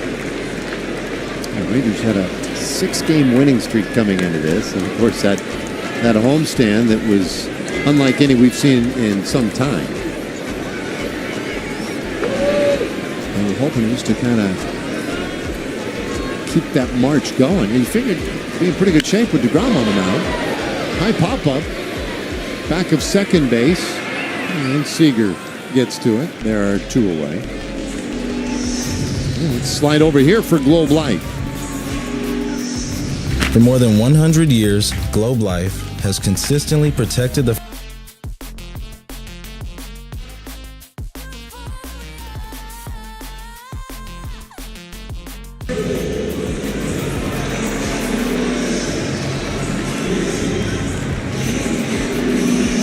All right, Ward taking a long time to get up to the plate. He had to use his timeout, I believe. I'm not 100% sure. I'd love to know, because I don't get what happened there, right? And early on, they were umpires and whatnot were really, there you go. Smart on his part, right, to make sure that it doesn't start off in the 0-1 count. Yeah, they told him, like, hey, look, I'm using my timeout. Okay. If he does not let the plate umpire know, like, hey, I'm using my timeout here, well, that's ball 1. Pardon me, strike 1. that would be some kind of mind trick if you turn it into ball 1. 1 and 2 the count on Ward. Just stay out of the box a little longer. I don't want to hit off this guy. I'll just take my 4-pitch walk here. Yeah. Oh, I didn't call timeout. There's a swinging strikeout award, and the inning is done. And so Webb with a 1-2-3-7. Maybe the Rangers can turn that into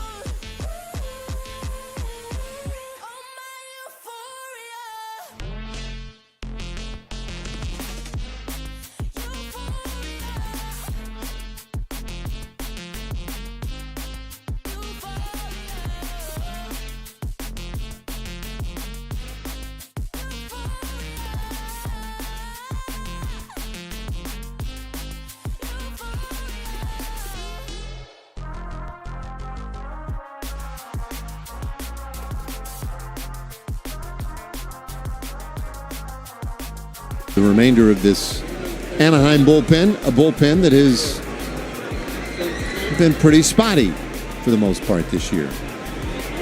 And Zephyr-John's first pitch, Langford takes right down the middle, strike one. Well, you'd love in this inning to give yourself another opportunity like you did last inning and get the tying run to the plate.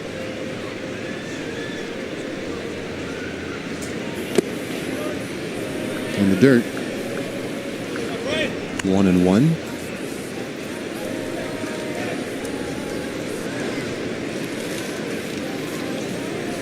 It just needs some base runners here. Langford's been on twice tonight.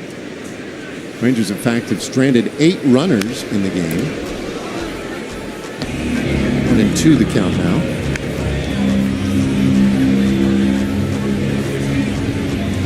This is just the opening game of this 3-game series. And then it's a 4-gamer in Seattle.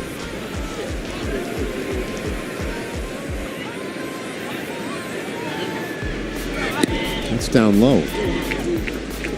You and I were talking about this earlier today, though. You were just kind of rolling through most of the Major League standings, looking at home and road records, and noticing the incredible disparity. Check swing foul. Stays 2-2. I'm not sure of this. And I think this home-road split for most teams, this has to be one of the best home fields in baseball in a long time in baseball. Maybe it's more common than I know, but... Strike 3 called. Langford goes down looking.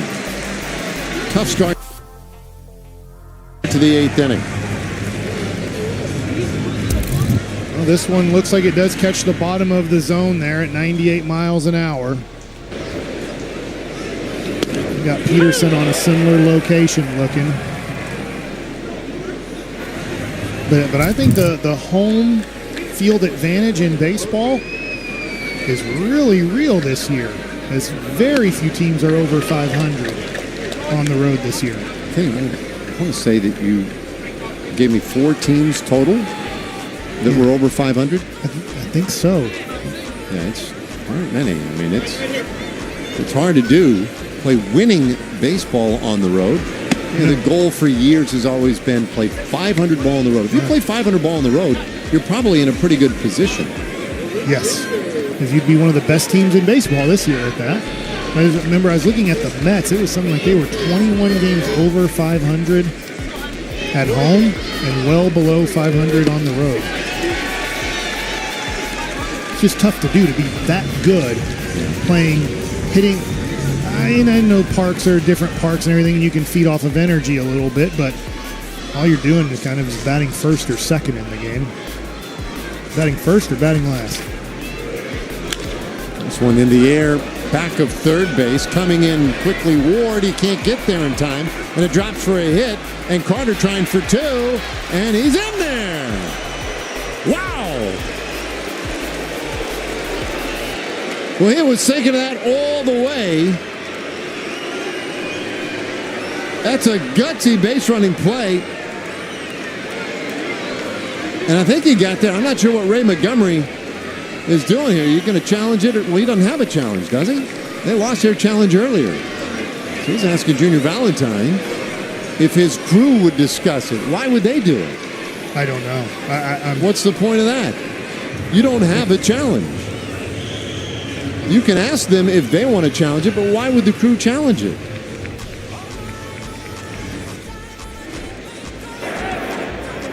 Los Angeles challenging the safe call at second base. Am I missing something? They lost their challenge, no?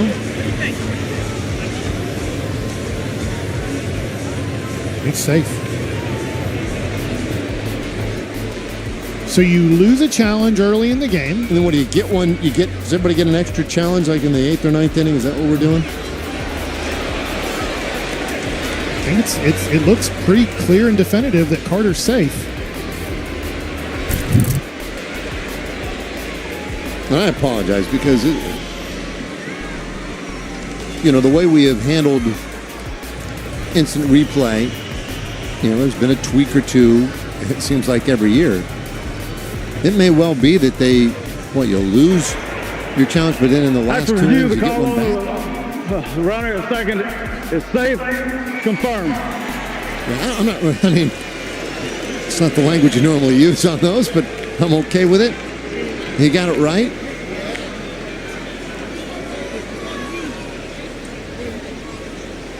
I guess you get an extra challenge late. And again, I apologize for that. It's got to be how that plays out because they lost their challenge clearly earlier. Anyway, Carter is safe. Young, the hitter, and he swings through strike one.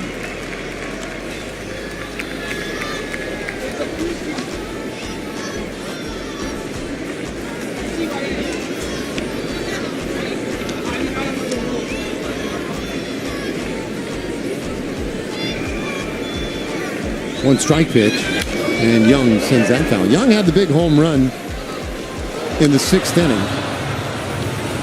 Just continuing what has been an excellent return from his timeout, if you will, back down to the minor leagues. He's hit now in 7 straight since the recall. And that is outside 1-2.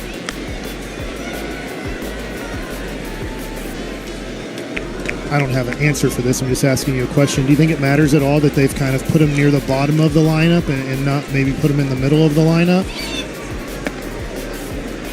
And so I don't have an answer to that except to say...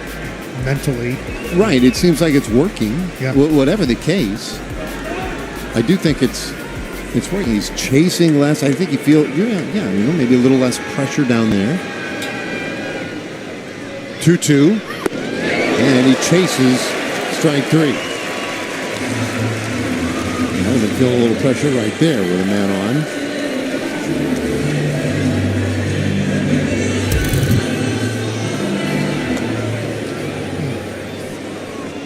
That is one he would love to have back.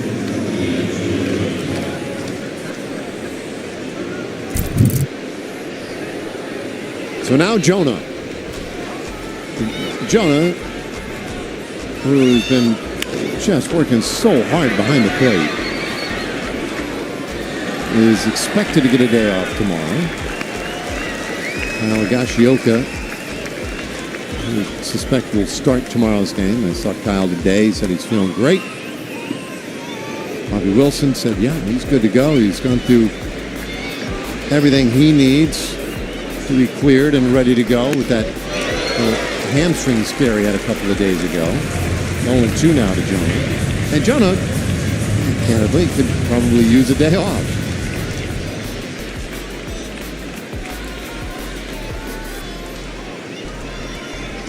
Carter at second in the 0-2. And that's fouled back. All it takes is making good contact on the barrel right here, but his bat speed has looked a little slow tonight. To your point of maybe being a little bit fatigued.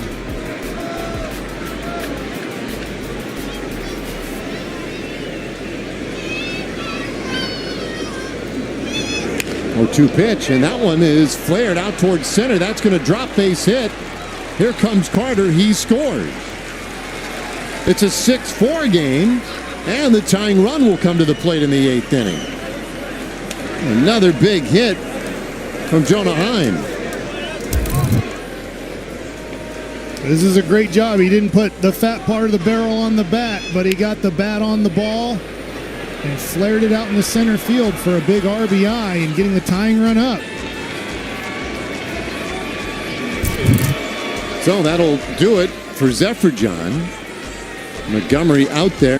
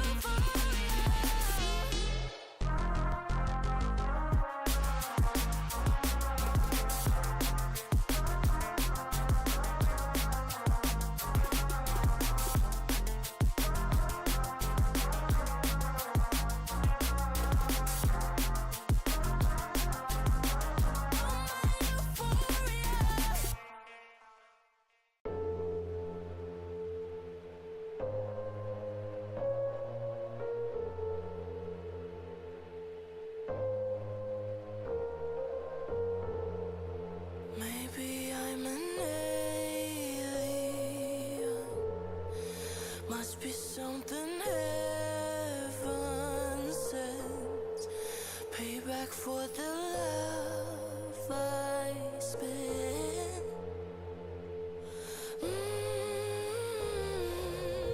Oh my, this time I'ma keep it gonna stay fucked up, feel so good. High on my, the sky underneath my feet, it never looked so good. Oh my, that's right, I'ma keep it up, stay fucked up, that's my mood. Oh my euphoria.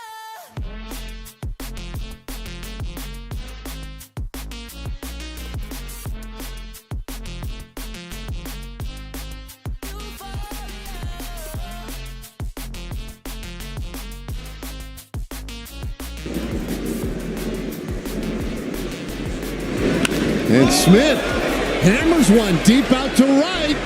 Will that one carry? It will not. And Campero makes a flawless catch to win the inning. That was a good pass at the ball by Smith.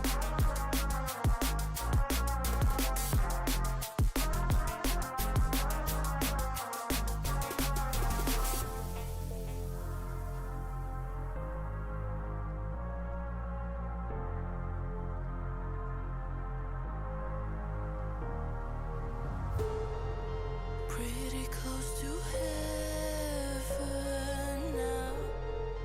Moments of euphoria. I am never coming down.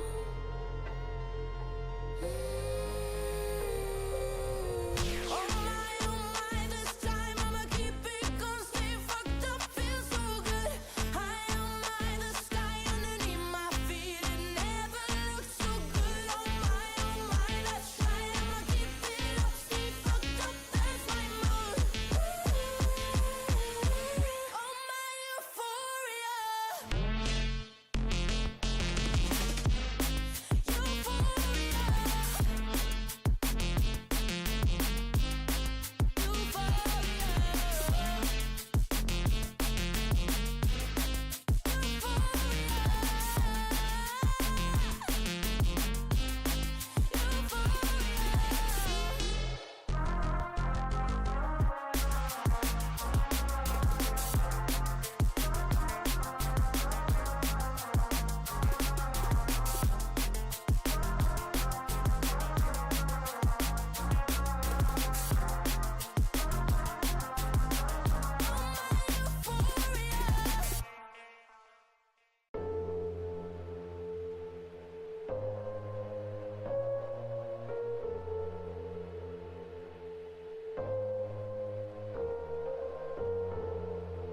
Maybe I'm an alien. Must be something heaven sends. Payback for the All right. Well, takes over for Jacob Webb, and his first pitch gets away. Ball one. You've got to keep it a two-run game. Adele, 1 for 3 tonight. And the wind gets him to swing and miss at a slider. I don't know, a foot off the plate. That's Adele. And all of a sudden you're like, oh man, he's going to chase a lot. And then this next pitch could be like an inch off the plate and he won't swing at it. Keep it guessing. Let's see, the 1-1. He just takes, all right. So not an aggressive, right? He just takes a strike. Like, wait, are you aggressive or not aggressive? I don't know. He is caught somewhere weird, though. It's been a good year for him. Yeah. Watch one bounce up there. I don't mind that pitch, just to see if he's going to get aggressive and just looking slider and going to swing if he sees spin. Make a good pitch here and get the first out of the inning.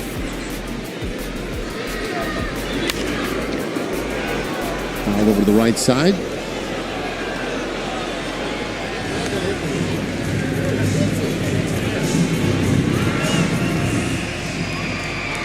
Now, wind has been awfully good this year for the Rangers. And he strikes out Adele. Got him on the split finger fastball. Boy, he held that pitch back in the at-bat, and this is pretty nasty right here. This ball drops a lot.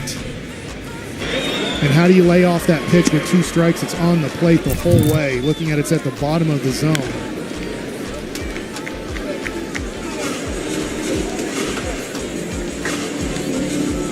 So Ohapi got a double his last time up. 1 for 3 tonight.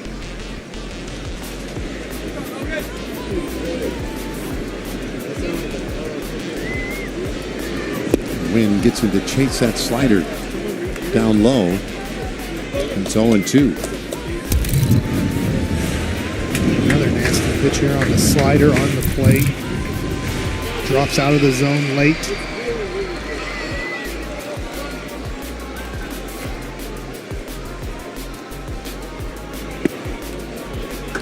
Thought maybe he'd try it again.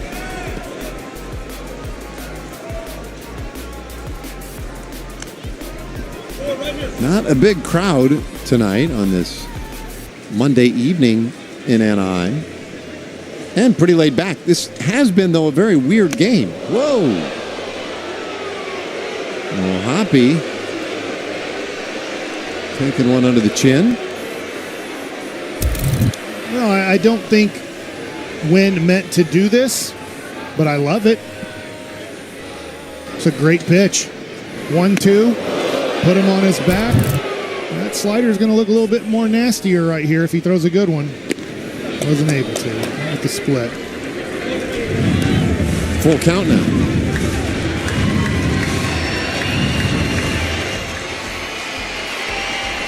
I'm sure that is still lingering there in Ohapi's mind.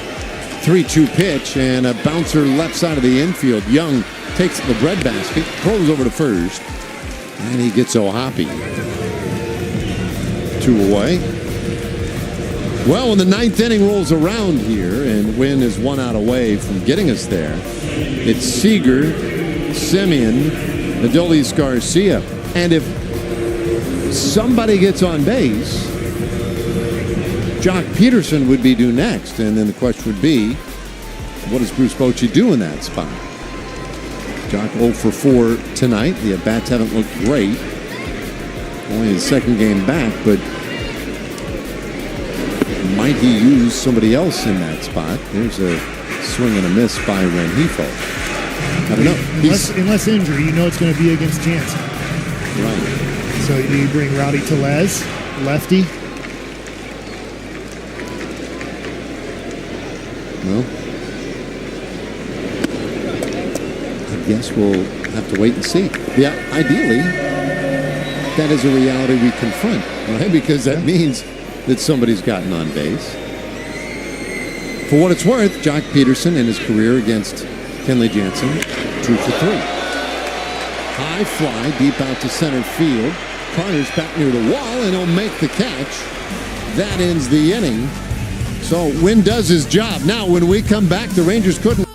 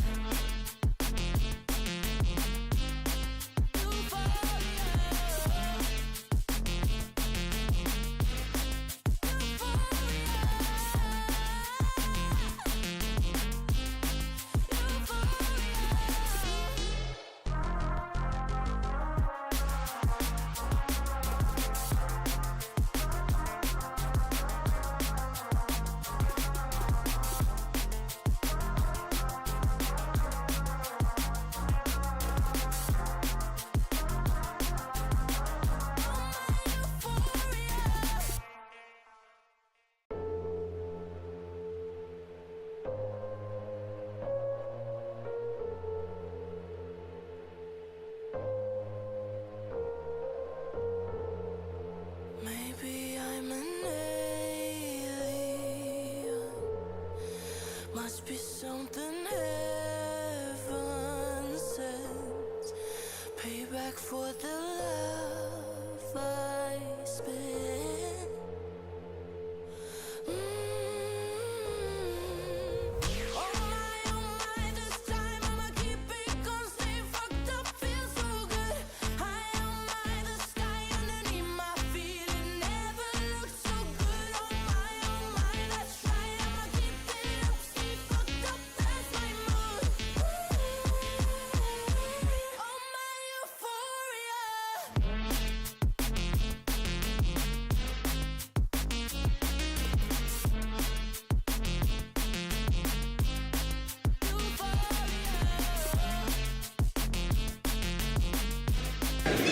Seager starts it off by taking a little bit low, ball one.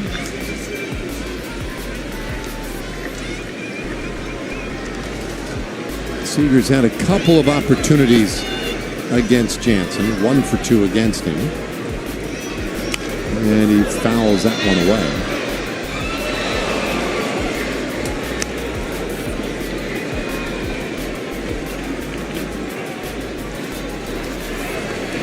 One. Just hoping for a base runner this inning. And that one's high. Ball 2. I say that for the obvious reason. The Rangers down by 2. You get a base runner on, then you've got the tying run coming up. But it is not as if the Rangers have been short on base runners tonight. They've had plenty of those. 2-1. And that's a strike. So really what they need is they need a base runner, and then they need a big hit. Kind of asking for a couple of things this inning.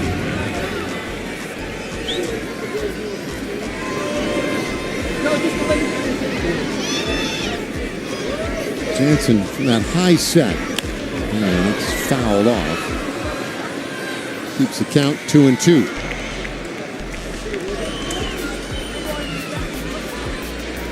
Well, in save spots this year, Jansen has been at his best. The ERA sub 1. 0.95 ERA.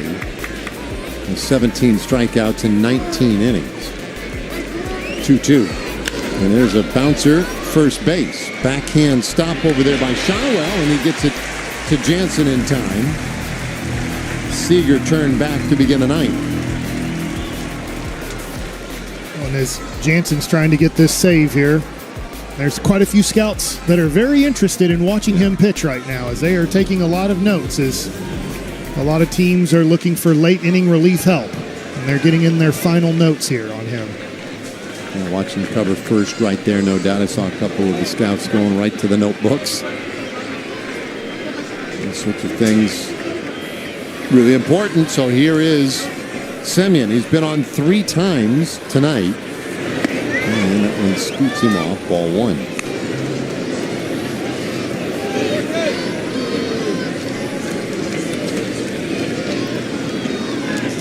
Jansen, 4th all time with 465 saves. This is popped up near the on-deck circle. Well, that's not an easy play. O'Hoppe makes it, and Semyon is erased. Rangers are down to their final out. Yeah, these are scary ones because there's so many things on deck here. As O'Hoppe makes a nice play, he sees it, and you're going to see, if you see his feet here, all the stuff he avoids. Not that he knows that it's all there, but luckily he doesn't step on anything, and fortunately makes the catch, and he's pumped up about it as he missed one earlier, at least didn't see it. So Garcia, the batter, 0 for 4, and he was trying to hit a 5-run homer right there. It's really hard to do with nobody on base. Because if you run really fast and touch the bases 2 times. And he'll ask for time.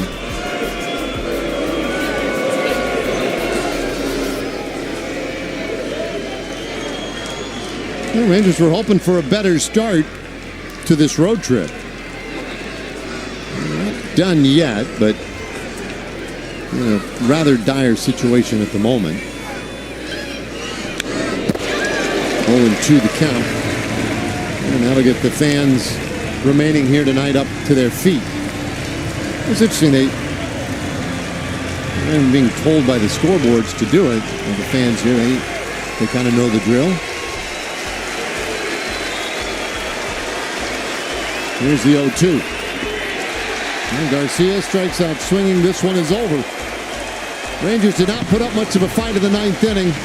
And they drop a wild and very weird game today. 6-4 to start this 3-game series in Anaheim. Rangers had their opportunities. Just weren't able to take advantage of it, and give credit to the Angels. They're the one team that have figured out Jacob deGrom this year. That is true. So, odd start to the series, but it is just one game. We'll take a quick break. We'll come back and wrap this